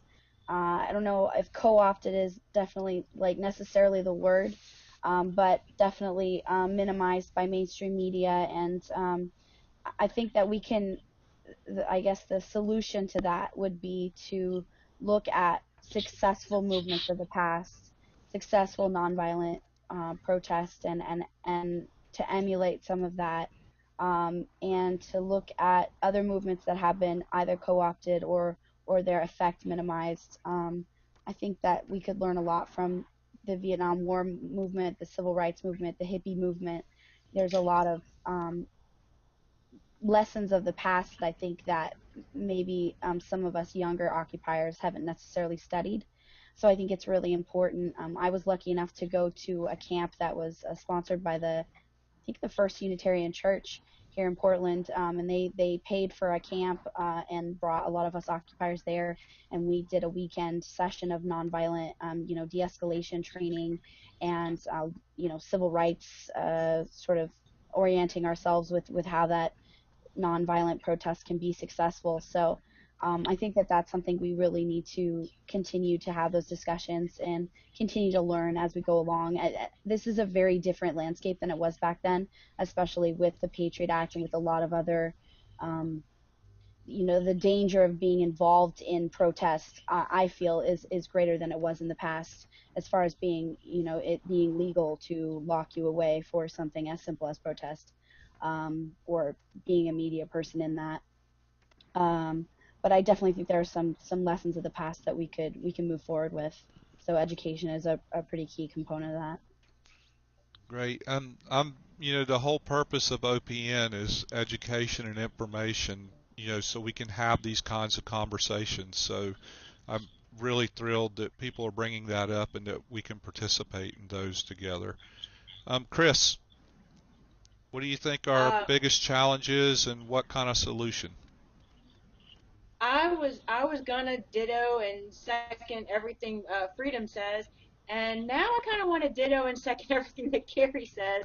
So I'm just saying. I mean, both of those. I don't even know which one to choose. I don't know. I guess the violence is very is a big concern of mine, but those laws and are equally as threatening. I don't know which one I would go for. I would say they're both pretty intense. So I'm just gonna. I don't know. They both hit big ones for me. So yeah. Okay. Courtney, what's our biggest challenge, and what suggestion do you have? Well, I think I don't. That's a really hard question because I think that we have a number of challenges on a number of levels. Right now, in the last while, I've spent a lot of time in Oakland, and I'm heading back down for the summer. And so my perspective on things right now might be a little different, perhaps, than what it was a few months ago around the challenges that we're facing. And so for me, from my perspective, in that area, in the area that I've been spending my time, the biggest challenge is the police and the violent suppression of protesters and occupiers when, we're out there. The fact that journalists are being targeted and, so I mean, it's not just the police, but it's, the state or whatever. Like, when I see some of the things that I saw that happened at NATO, with a number of streamers and independent media and independent journalists, like, that's a big problem. And the fact that they're strategically working to try and suppress our voices and the truth from getting out to people is a big challenge. So I'm not sure what the solution is to that, other than to continue to get out there and do our documenting and our reporting and to keep on going with that. But, as an independent journalist and a photographer and a live streamer, that's my biggest challenge is, am I going to show up at a protest? Am I going to get pulled over? Am I going to be targeted because I'm, looked at as media or whatever? And I think one of the solutions to that is having as many people with cameras all the time as possible, because then it doesn't matter how many live streamers they take out. There's 5 more that are ready to go live. So, I mean, it's a big question. There's a lot of different challenges, but as somebody who's out there, trying to document and trying to film the police and hold the state accountable for the actions that they choose to use against us, that's a big challenge. Excellent. Excellent. Lippy, what's your read on that? Challenge and solution. I see the biggest challenge to Occupy right now as being within Occupy itself, our solidarity with one another. We have our differences. There's differences between how things are done in different cities, different countries. Oakland, gets real intense and real hot and all that. But there's differences, and there's infighting within cities. There's infighting among channels. There's all kinds of total nonsense, which is my sister's Occupy screen name. And we need to be unified, and we can do that even with our differences. So I think we will destruct from within. The police, the violence from them, and all that. Yeah, that's bad.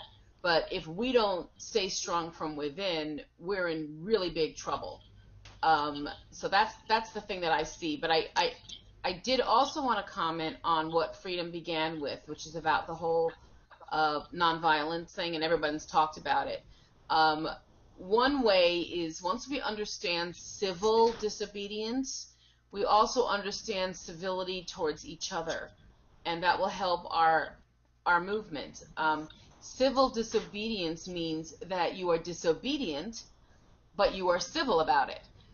You break some rules, you shake some things up, you do things like standing up in a church and speaking loudly, but you don't do it with disrespect. You don't curse, you don't scream, you don't knock over the communion thing, that's civil disobedience. And the same thing, we need to learn to be civil with one another, so that we can persevere through what's going to be a long process.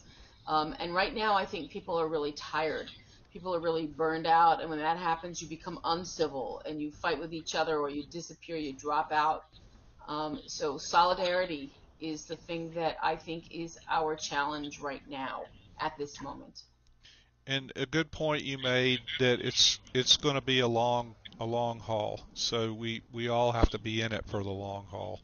And I need myself Yeah, reminded. we're in an immediate gratification world, Yeah. Flip a channel, solve things in 5 seconds, and that's not going to happen. Hey, the American Revolution, I don't know, I think it was 8 years, maybe longer, and who knows how much longer it took beginning it, and then how much longer, afterwards before they got it together. So we have to be patient, gentle, and civil with one another, and patient and civil with those people who we are protesting against, and we'll win. Amen. We'll win. Excellent. Amen. I like that. DJ, you get the final word on this particular subject. Challenges Well, and solutions. I loved what everybody had to say, and I absolutely would probably concur that violence is probably the one of the larger issues right now. But just to bring up another aspect that hasn't been discussed, I think the GA process right now is kind of a big issue. I think we've lost a lot of people who were showing up and participating in a direct democracy, and I think decision making and unity and group consensus is extraordinarily important. When I was in Spain, I was able to see them modeling some new types of GA called open spaces, which is very similar, but you break up into groups, you have discussions, and you report back, and it actually seems to be working a little better. So I know there's been a lot of proposals taken up in New York City about amending the GA process. I know that there's been problems throughout the country. I think in order to get our numbers back up and to get more solid participation by the actual 99% and not the hardcore activists only, that we probably need to address the fact that the current way we're doing it probably isn't working as well as we need it to work. Well, very good. And If I you could just piggyback off of that really quickly. sure. Just really quick. In Portland, we pretty early on adopted what's known as the spokes council model, and it is sort of similar to that other model she was talking about, that where there's sort of a group participation, and in the center are what's called the spokes, and those people represent, and it's a rotational thing. It's never the same person, but they represent their group, say media or food, or whatever group that they work with, and behind them in the sort of pie shape is the rest of the spoke, the rest of the committees. And it's been a very helpful model for us to move forward, at least with the internal issues. We still have General Assembly, we still do the regular General Assembly, but for a lot of our greasing the wheels and getting the internal stuff figured out, and even for like planning and that sort of stuff, we tend to rely more on the spokes model. And I think it's been extremely helpful for us. It's a much less frustrating process for a lot of people, and it's been really great. So I have to just sort of say, if you guys want to look into that, it has been really great for Portland. Right. New York Spokes Council like disaster. Oh no. Vancouver was also a disaster as well. So it may be that, just like different states have different ways of governing, or different cities, different councils, different city councils or county government, it may be that different areas are going to have different methods and ways of structuring themselves that will be most effective. I think that's very true. Yeah. But I think the important thing. Oh, Go ahead. sorry. I think the important thing is that we, even if we haven't found it yet, even if these models aren't the ones that will ultimately be the best for each individual place, I think the recognition and the creation, or the continued creation, instead of saying, hey, we started out with this particular GA and damn it, that's what we're going to do until the bitter end. If it can be improved upon, I think we need to stay open to that, and we need to not be married to a tactic or a specific structure of organization, etc. Yep, I would agree with that. And it's like you try something out, you learn from it, you adjust and improvise, and then you move forward. And also, I just like to throw out all the time, the information share is so important. That if you find something that works, like this with Carrie and DJ being a good example, and you guys can compare notes right here, and you throw it out, and then Courtney and Lippy say, well, we saw that, and it didn't work in our two cities, but it worked. So there's something there that we can build on, if we just do that information share constantly. Nobody said it was going to be linear, and nobody said it was going to be efficient, but it's so fundamentally necessary that we come up with things that work, and we don't have to have a one size fits all. We can make it work to location, but the point is to make it work. So what we're going to do is take a couple of questions from the chatters, if you guys have time, and while I'm waiting for those to roll up and Sue's to compile them, I just wanted whoever wants to speak to something that's on my mind is outreach, because I think we have the 1/3 whose minds will never be changed, to a progressive standpoint. We have another third whose minds are already made up that we need to be progressive, and so it's the center third that is, that we can speak to. So how do we practice outreach? What's a good effective methodology to talk to the people who are not already occupiers, to talk to the people who aren't involved in social justice movements, but that a social justice movement would have such a huge effect on the betterment of their life? So if you guys just want to throw some ideas out there, and I'll watch these questions and we'll jump in and ask them. I'm raising my hand, so I'm going to go, because I just had a really moving experience with this just the other day. I was talking over the fence with my neighbor, who was like, what is Occupy? And I started talking, and he was like totally with us. Money out of politics, end of corporate greed. What is this with these laws restricting free speech? He was totally with us, had no idea what Occupy really was. This is my next door neighbor's brother, actually. We can try and talk to the 1% all we want, but we still need to be talking to the 99%.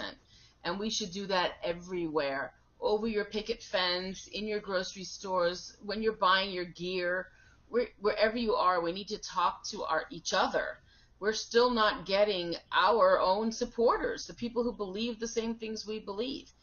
The other way, and I'd like to give a shout out to a group called Occupy Town Square in New York, that brings Occupy sort of in a festive, almost fair-like environment to different parks around the different 5 boroughs. And this Saturday is Occupy Staten Island. Staten Island is probably like the least Occupy-friendly borough in the city of New York. But we're going to visit a park that is down in what would be considered the ghetto. I've been there because it's across the street from Medicaid, food stamps, all that, and I had to go through some of that when my husband was ill. And we need to go out where the people are that aren't coming to us. You know, I look around like in Occupy Bergen County and other places, and we are still so white. Look at us here. We are so Caucasian. We need to go out to those communities, and it's going to happen this Saturday in Staten Island. Now, the Staten Islanders that hate us, they're on the South Shore of Staten Island or other sections. We're going to the North Shore. We're going to the ghetto, and it's going to be great. So I hope people come out to Staten Island. There's only a ferry right away. You can walk to this little park from the ferry. We got to do that too. So just talk about it with people. They'll look at you like you're crazy at first, and then they'll realize they agree. Excellent. If I could piggyback off of that, I don't know if I actually agree that there's the third that we can't reach and the middle third and all of that. I just came from a protest that was against the Bilderberg group, and that was in Chantilly, Virginia, right outside the D.C. area. And I'm going to say out of, maybe 1,000 plus protesters that were there was only a handful of what I would consider occupiers, people who had come from their prospective Occupy movements. And we were all streamers. Every one of us that was an occupier was a streamer. And we had heard about this sort of through the grapevine, on social media, that sort of thing. And the rest of the people that showed up, most of them, they didn't consider themselves occupiers. They considered themselves part of what they call the liberty movement. They considered themselves right-wing. A lot of them said they were true Republicans, and they distinguished themselves as to not be neoconservatives or neocons, but they believed in the heart of the conservative movement. And I was gobsmacked. I mean, I was amazed at how much I had in common with them, how much a lot of us traditional occupiers could really agree on almost all of the issues with what would be considered, So I've never really considered Occupy to be a progressive movement in the traditional, okay, it's progressive, but it's not just a liberal movement. And I think that's really important to stress. I think in the early days of Occupy Portland, I went on a radio show with a Tea Party representative, and they wanted this juxtaposition between the Occupy and the Tea Party, and they wanted us to fight. And they made the mistake of putting us in the green room together before we went on. And by the time we had gone on to the radio show, we had more in common than we had apart. And so it really is a movement of the 99. And I think it's important not to just restrict ourselves to thinking we're a liberal or maybe a progressive or, the type of movement, because those are buzzwords that can alienate people that would actually agree on the issues. So I just want to say that. And then also the part about, Occupy the Hood is a movement here in Portland. I know that Mary, if she were still on, she would probably disagree with me on this point, but I think that the breakup of the camp may have, in the long term, been one of the most productive and positive things that's happened to Occupy Portland, because we had to find new ways to exist. And we, instead of existing on a 2-block radius, we started existing in our communities. We now have Occupy Northeast, Occupy Southeast, Occupy Southwest. We have all these different groups. We now have an office where the police can't come and harass us because we have a lease there. So we have all these different ways of outreach in our community now, and I think that's so important, and it's brought so many other people into the fold. Excellent. A good point there. And there's one of the Occu Kitties. We are a pet friendly channel.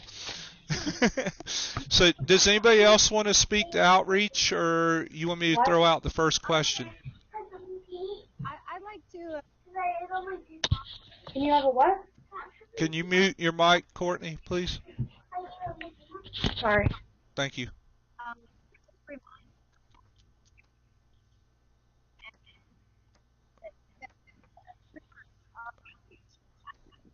We can't I hear got no you.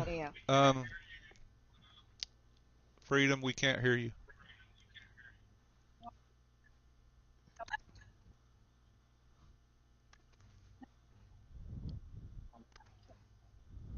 You look good though. I like her kind of Unabomber attire. I think Yeah. that's pretty cool. Yeah. I like the glasses. Can you hear me now? Yes. Yes. Yeah. Yeah. Yeah. I can hear. Yeah. Yeah. Oh. I just wanted to... She's gone again. Man, You're gone again. You're gone again. No.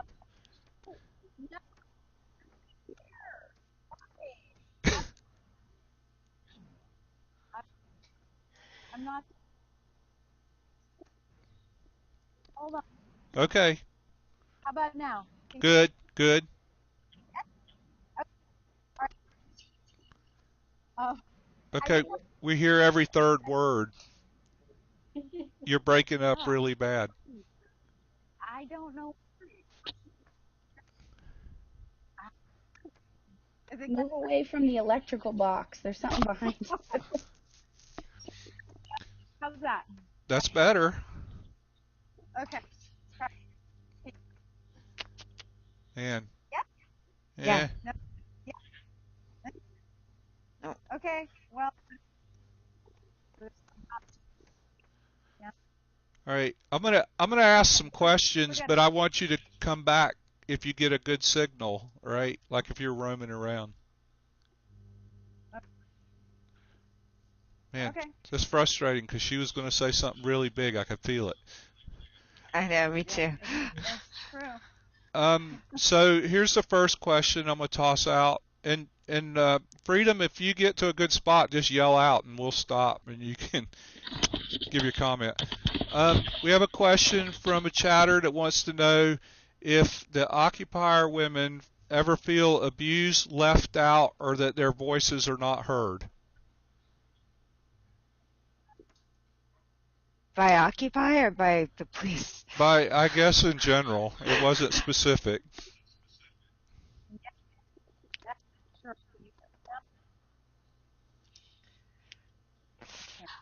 I'll speak up. I don't feel left out.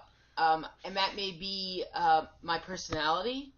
If someone tried to leave me out, I would somehow make sure I was not ignored. So I haven't had that experience.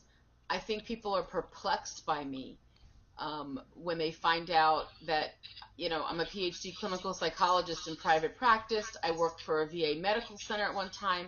I'm an expert in post-traumatic stress disorder. I treat NYPD, FDNY. I treat 9/11 first responders.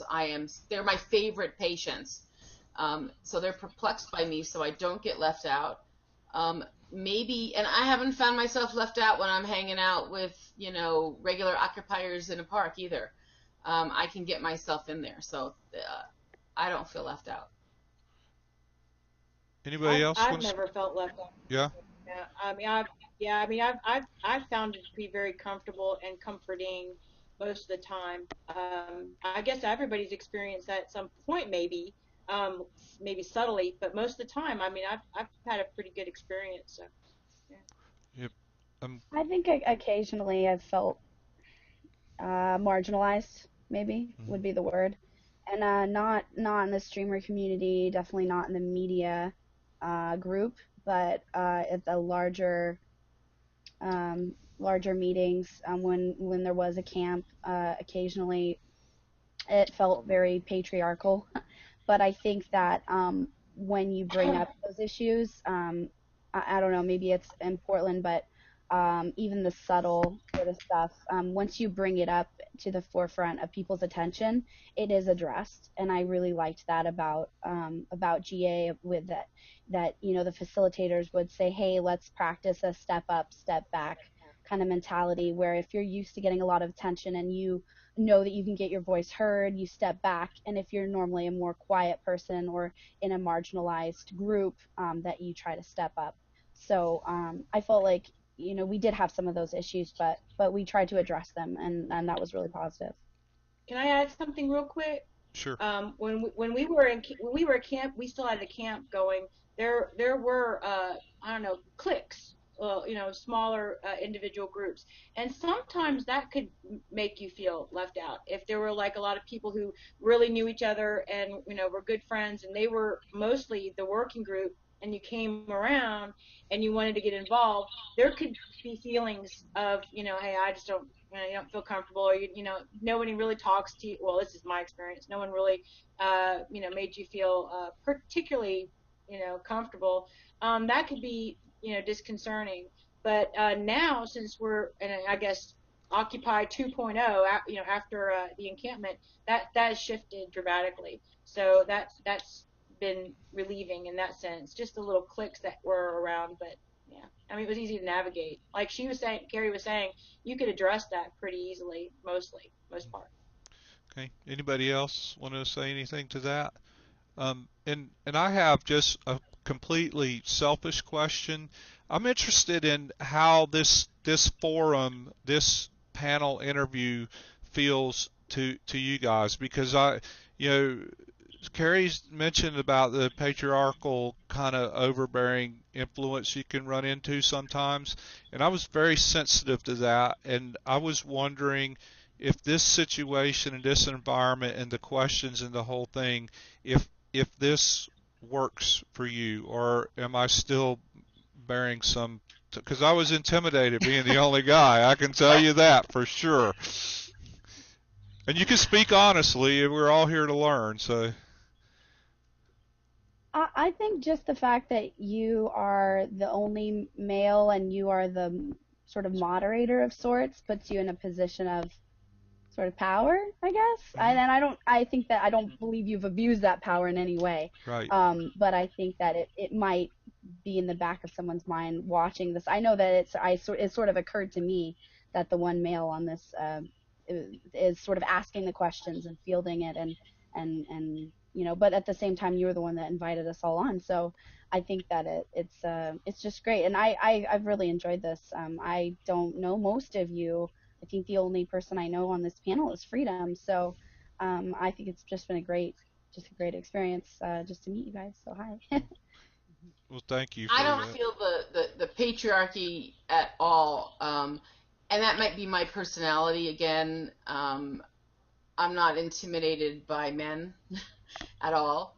I'm a working woman. I'm mature, and you're just awesome, Mark. So I don't feel it at all. I do absolutely love getting to know. I mean, some of the other women here, Courtney, I know, VG Girl, I know, Freedom, I watch and admire a lot, but the others I haven't really met or known that well, and I love this. Absolutely love this. I love you girls, you ladies, you women, whatever you want to be called. People. I love people. So the male-female thing is not as huge for me. It brings me back just to this one thing you said about a unique issues of being a female live streamer. This may not be a female live streamer. This may be a middle-aged female live streamer, but it's finding a place to go to the bathroom when you're out there streaming. That's where the patriarchal system is a problem, because you always have to wait online.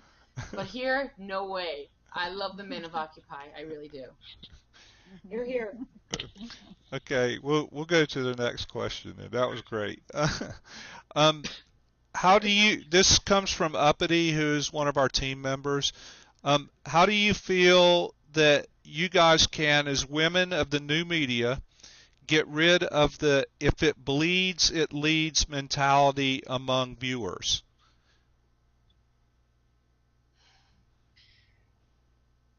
I don't consider that anything that I would follow. I mean, unless I follow my heart and my instincts, and something that I would like to spread, and something, information I like to bring, or person I like to bring. I don't get a lot of viewers. I'm new, and we're small, and we don't have a lot going on. People don't know they don't know about me or the channel, or that we're doing a lot in Nashville. So I really just go with my instincts and what I feel. Even if I thought I could get a lot of people to watch something, that wouldn't be my motivation. And I'm assuming that's what you're referring to. Did I misunderstand the concept? Like you go out, it's kind of like if that's where the ratings are, if it has drama Yeah, or I that think kind of that thing. was the intent of the question because, and we have these discussions, that we have internally about we're putting on in-depth informational shows, but there may be an action somewhere that's pretty exciting and all that, and then which way are people going to go, and is there a good argument for trying to to do this kind of programming, or should we not even attempt to steer people one way or another, just throw stuff up and whoever watches whatever they watch, if is that good enough?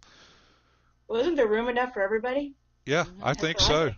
I think so. So I that's, try to do a little bit of both. yeah. I try to I go to the big actions, and if there is like a problem with the police or something like that, I like to be as close as possible. I know it puts me in danger, but I think that I'm a form of protection at the same time Mhm. for other people. At the same time, when my everyday stream is not like that. And I think I would probably be beaten and bruised if it were. But I think that it's important to have all kinds of viewers and to bring the viewers that would normally just clue in for a big action, bring them into the everyday and the meetings that we're streaming and that sort of thing. And I like to interact with my chat a lot. I think that really helps your viewer count stay high. That you are able to answer questions and it feels more interactive than just say watching television, in which TV, especially mainstream media, is a very if it bleeds it leads kind of situation, but it's not interactive, Mhm. and that's where we have a serious advantage on mainstream media. Right. Does anybody else want to speak to that? I have I, kind you of know, a, I I believe there's room for all. I have to admit, when I'm out streaming, I can't stand being bored. I have a lack of patience. I'm learning, opinionated, thank you, but I have a lack of patience. I like the excitement of streaming, and if it's not exciting, I want to be interviewing people. But on live stream itself, I've done some teach-ins on trauma and things like that, and something like this I think is very important, and I think people have the freedom to choose. They can watch this, or if there's a good action going on, watch that. You can always go back and find the archive, or pick your pleasure. right, Yeah. right, true. That's it. Chris hit the nail on the head. There's room for everybody and room for everything. Does anybody? This is a question that I think is pretty good. Does anybody find yourself intentionally editing on the fly? So you're out in the field, you're recording what's in front of you, but do you make compositional choices or editorial choices on the fly? I do. There are certain things I will not. Absolutely. Yeah. Okay, someone else, and then I'll. Yeah, let's Courtney Oh, weigh in I on was that. just gonna say absolutely. I can use. I mean, I don't know. There's a number of different examples, but I know that. Okay, Scarlett. Now I kind of lost that because. Hang on, just for 1 second. Okay. Scarlett, can you go to the other room and play for a minute? Thanks. Yeah, so I mean, I have absolutely been walking along with my stream and come across a situation where I have seen with my eyes something that would either be damaging to, well, it just could be damaging. And, I'm not out there to be, I'm not really interested in streaming, things that could be deemed as violent or smashing or, like all that kind of stuff. So I don't really go running over when I hear smashing to go stream it because that's not really what I'm there to do. I'm there to document what's going on, like as a part of what we're doing as the protest or filming the police or doing those kinds of things. But I don't, you know, on May Day there were a few times where I turned around and walked away, and was just like whatever, because I don't have an interest in it, and I'm also not, I know that police watch the streams. We all know this, and I think that it is a situational thing. I'm not going to ever sit here and say, I will stream everything, because you can never know what's going to happen. You never know what situation you're going to find yourself in. You really just never know. So everything for me is situational, and it's all negotiable, you know. Right. Good I point. wonder. Can Anybody you hear? else? No.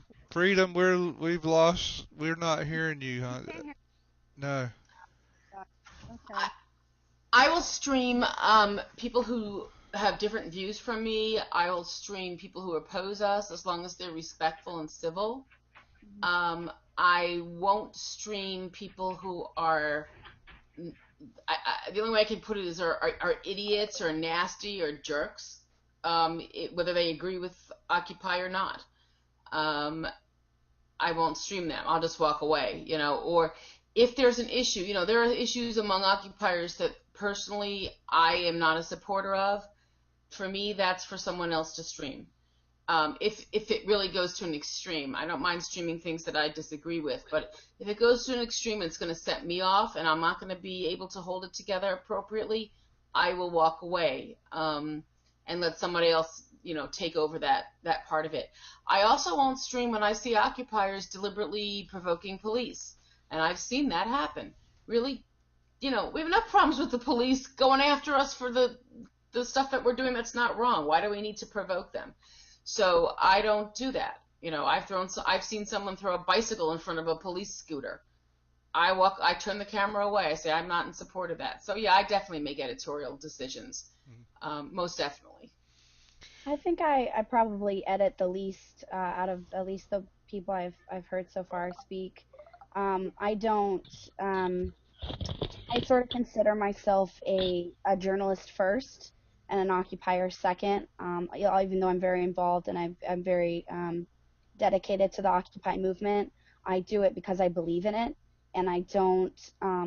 I feel like it's my job to record what is happening, whether I agree with it or not. I will let people know my opinions on things, like, that may not have been the best move throwing that bicycle or whatever, but I will still stream it because it's what's happening in front of me. So I guess I have a little bit of a different I would say the one time when I would not stream is if I get someone who specifically asks me not to, and I am respectful of that.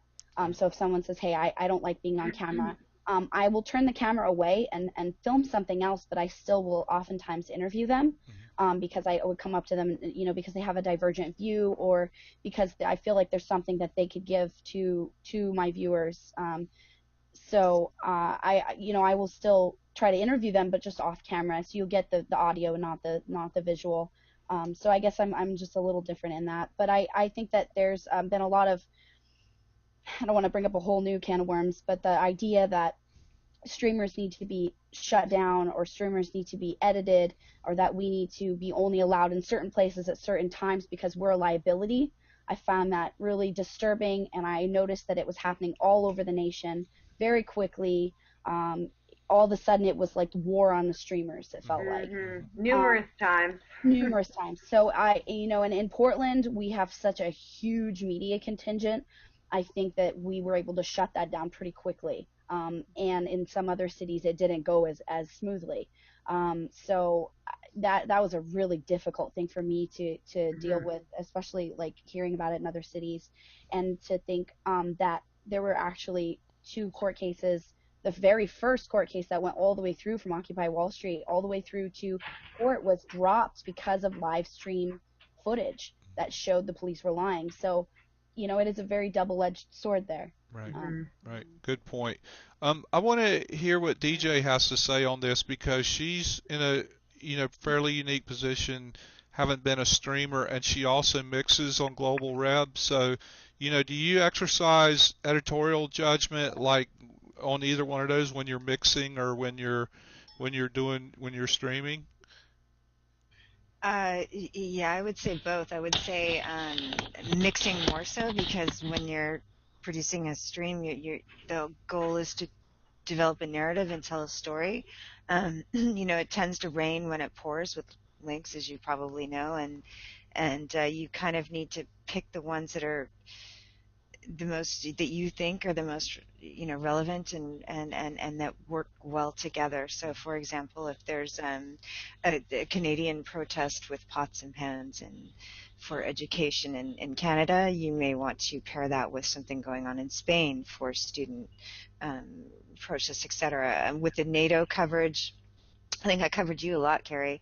I mirrored you a lot, but I was juxtaposing issues or feeds of the um, the um, the representatives in their pomp and circumstance inside the NATO building with the really violent raw footage that was coming from the people on the streets, and you could see this disconnect with our government. So so you do put your own perspective on, I think. Um, it's harder to do in practice than it is when you're thinking about it. But I think it's I think anything we watch, I criticize mainstream media a lot because it's propaganda, and but I have to be really honest, and I have to say that Livestream itself is also expressing viewpoints uh,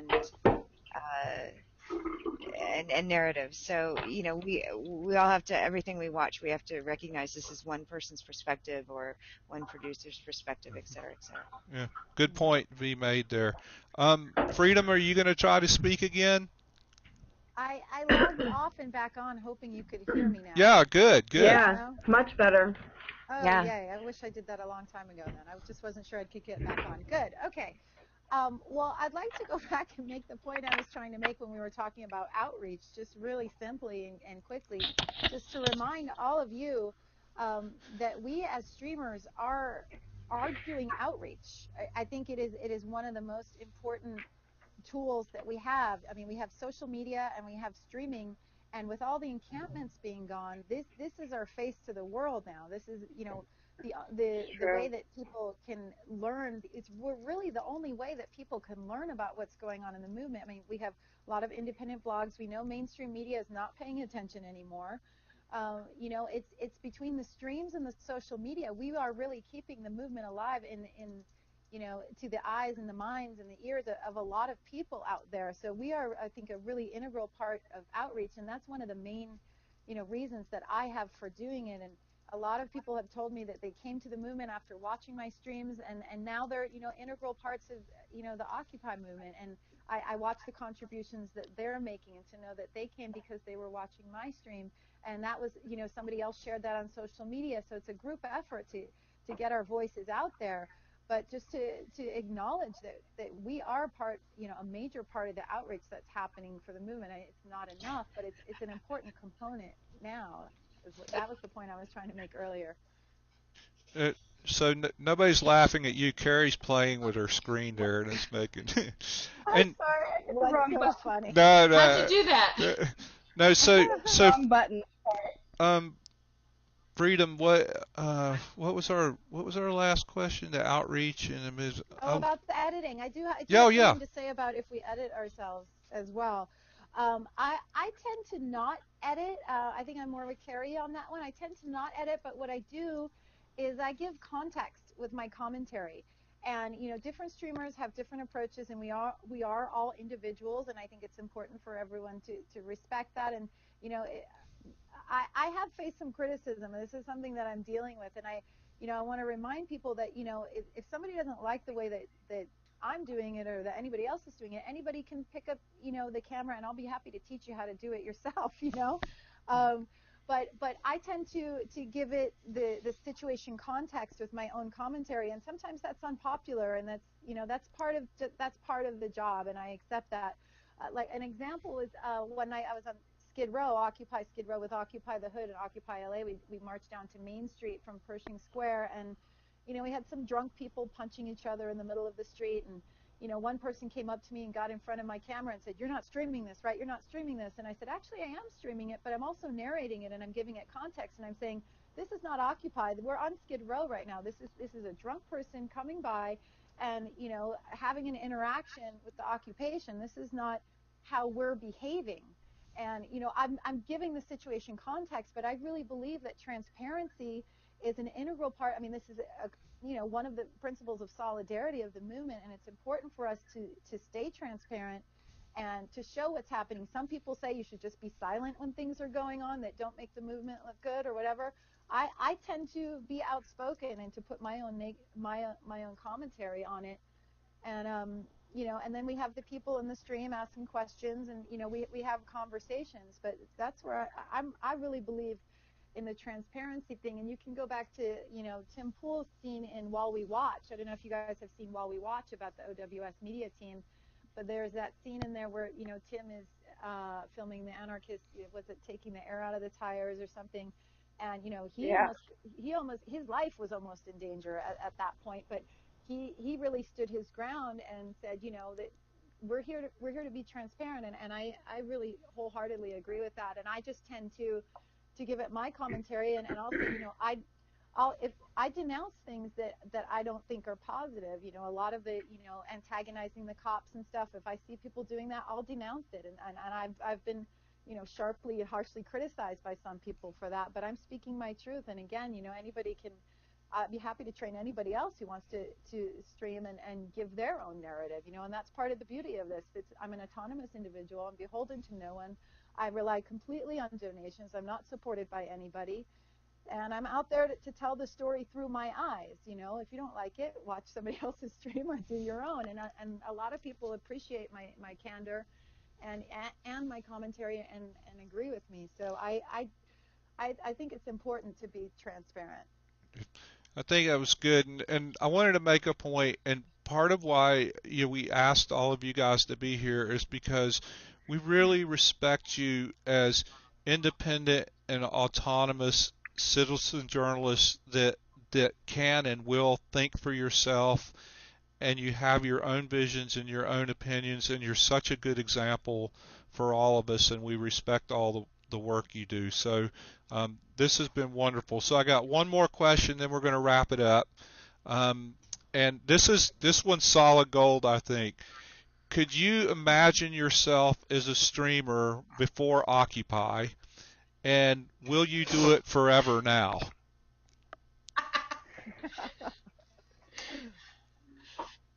No way, no how, would never. I don't even almost hardly consider myself a journalist. Carrie said she's a journalist first, occupier second. I'm a psychologist first, and then I think I'm an activist, and then I think I'm a journalist. I never would have imagined this, and now I stream things that aren't even Occupy. I streamed not a doctor's visit, a social service visit with a friend of mine who was, being treated unjustly, and I just pull out my phone and push that button. I got stopped for a traffic violation on the way to an Occupy thing with DC Rob. I was not guilty at all. I'm contesting the ticket, and I just handed him the camera and hit the button. So that, you never know when it could be useful. So I never would have imagined it, but, here I am live streaming, and if we're wrapping up, I wanted to show I do have my gas mask. It's really funny when I wear it. I look like an alien. I've never actually worn it. I hardly ever bring it, but I have it. Outstanding. Yeah, I probably fall on the opposite side of the spectrum there. I definitely would have been streaming if I had even known about it prior. I originally, on October 6th, I'd been following the Occupy Wall Street movement before Portland's Occupy started, and when I heard that they were going to have a march, I actually went as a citizen journalist. I went to record some videos and some interviews for my new YouTube channel. And I ended up just falling in love with everyone I met, and just falling in love with the movement, and I stayed. I stayed that night. I called my ex the next morning and said, "Bring down my stuff. This is where I need to be." But I definitely could have imagined being a streamer. Otherwise, I don't know what I would be streaming without Occupy is the question. I've always been interested in politics, and I don't think anything is quite as interesting to me as this movement. At this time, but you never know. But I also wanted to speak just briefly to the gear, and I feel like I do have a respirator. I have a chemical grade respirator, and goggles and other protective gear that I do bring with me, especially to events that I have a pretty good feeling it could get rough. Um, I tend to dress in very light colors and tend to dress very, I think it has a psychological effect on people, especially if I were to be attacked by the police when they're wearing full riot gear and looking like stormtroopers, and here I am in a white sundress. I think that it has an effect, a psychological effect on people. So I try to, my gas mask is actually hot pink. I want one. Not by any, it's just the one that Lowe's sells, the chemical grade respirator happens to have. Lowe's? Yeah. Oh, I need, that's my font color. But it wasn't on purpose, but there it is. And so I actually try to, maintain, because I don't think I can be as geared up as I need to be. I don't feel like I can just go in full body armor, and be truly safe. And so my safety sort of lies in the idea of how I appear. And if I appear non-threatening to the police, I hope that I won't be attacked. Of course, that is not always the case. Right. Have you not been attacked yet? I have. I've been kicked in the ribs, and yeah, I've had some situations with the police.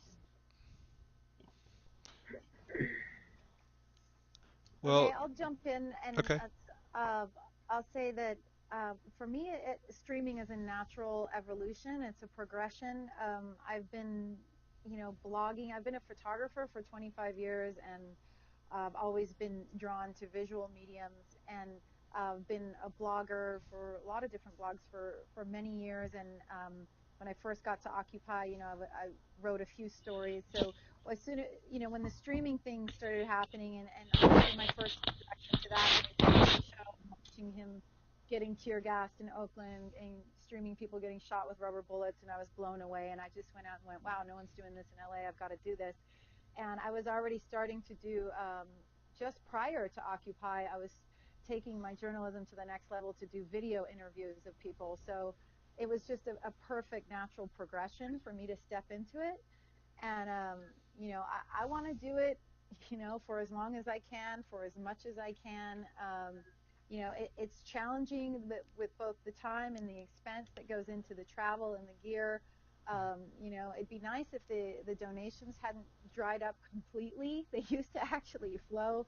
I got my ticket to J20 in DC, sponsored, and I'm trying to raise money now to go to the national gathering, which I think we should talk about a little bit, by the way. Now, what is the national gathering? I don't even know.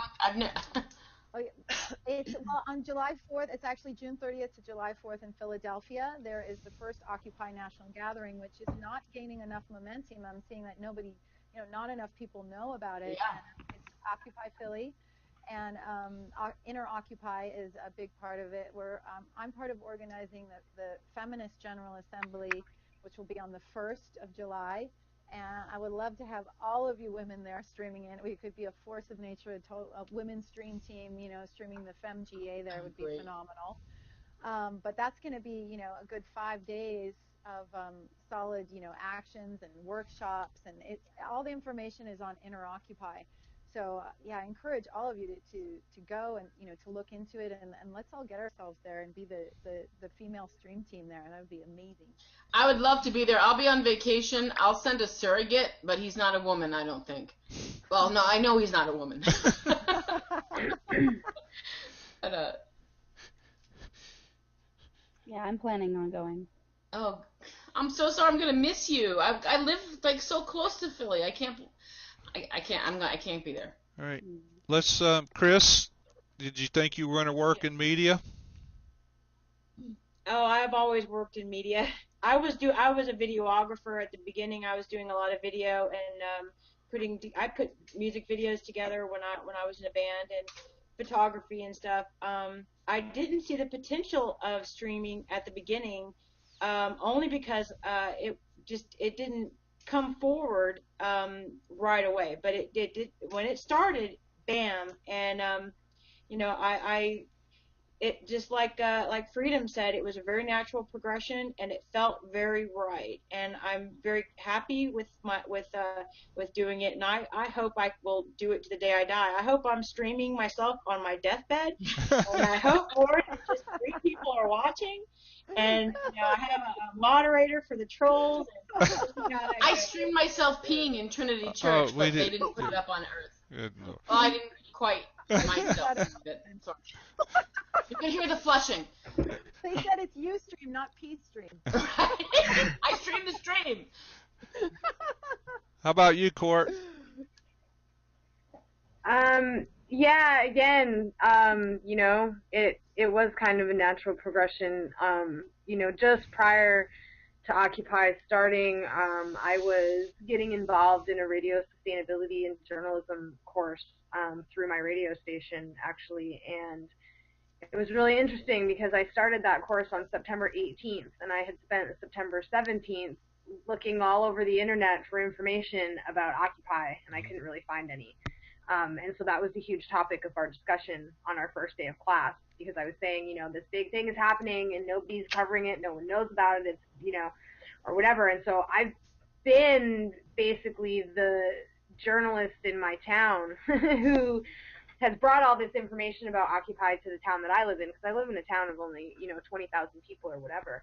But when I lived back in Vancouver before I had children, and, I have a long history of doing photography work and advocacy photography. I covered numerous anti-Iraq war protests down in the Lower Mainland. I have, I did a lot of coverage of stuff in Vancouver just prior to when I had children. The Woodward Squat was a big, huge one that happened in Vancouver, where, there was hundreds and hundreds of homeless people that basically set up a tent city outside of a building. And so, I've been doing that a lot, since my early 20s.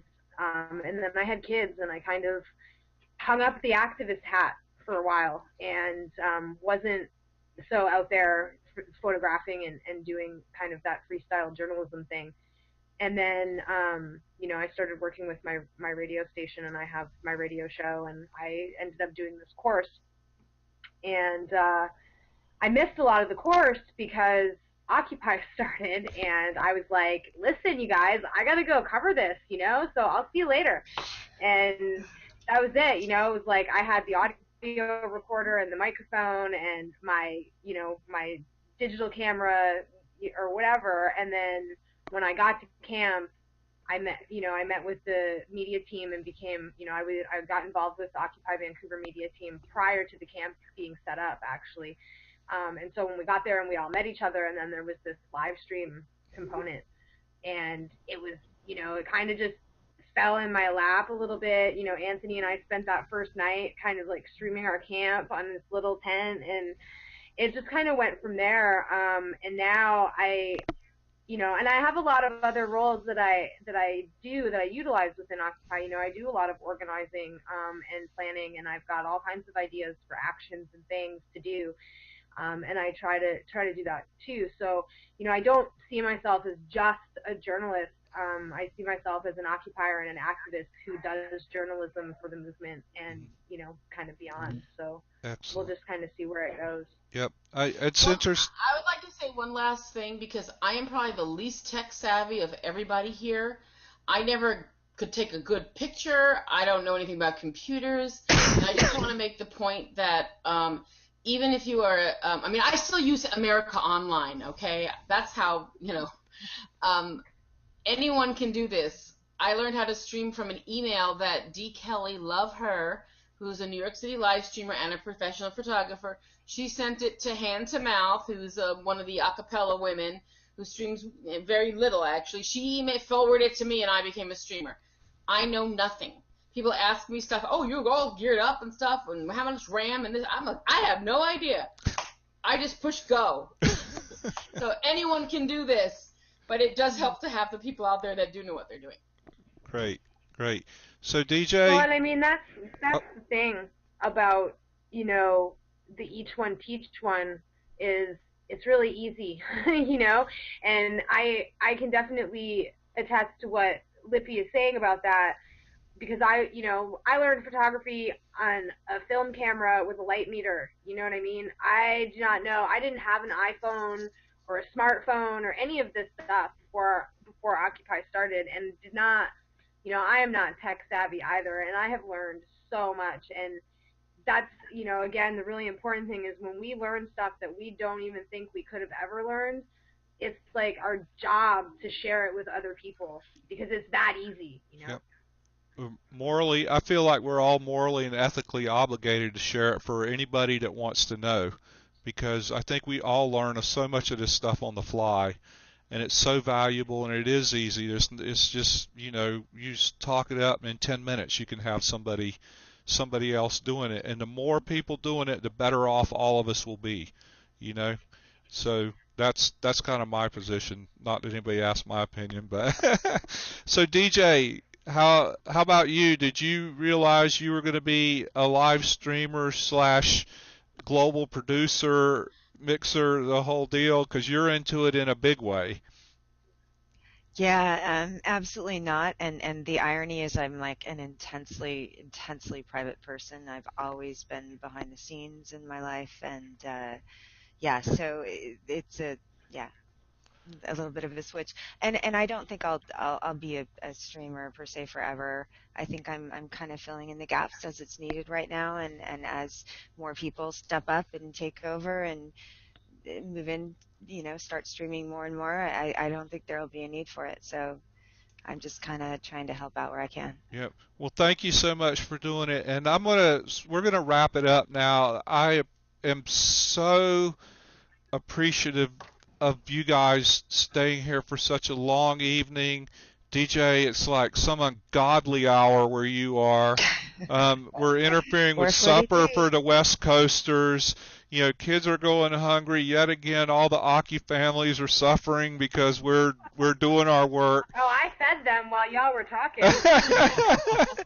But I want to thank each and every one of you, Carrie for being here and the work you do, Chris for being on our team and holding the flag for Occupy Nashville, Courtney, all the stuff you're doing, working with Oakland, working your radio show, being so supportive and doing your other Occupy activities and organizing.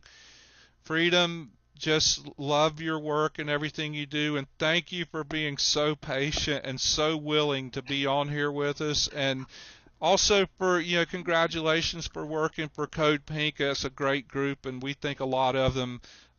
Good for you. Lippy looks like an anteater now, so she's got game, man. She came to play, so that's good. Thank you for your enthusiasm and your energy and all your wisdom. And DJ VJ, bless you, you poor thing, for being up so late at night. It was really an epic evening.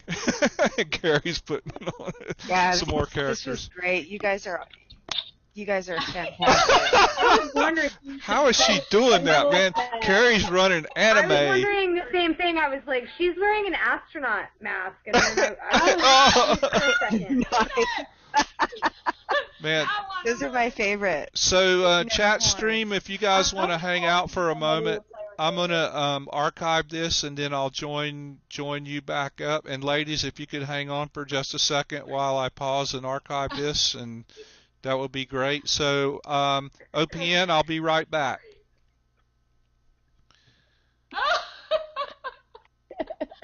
How you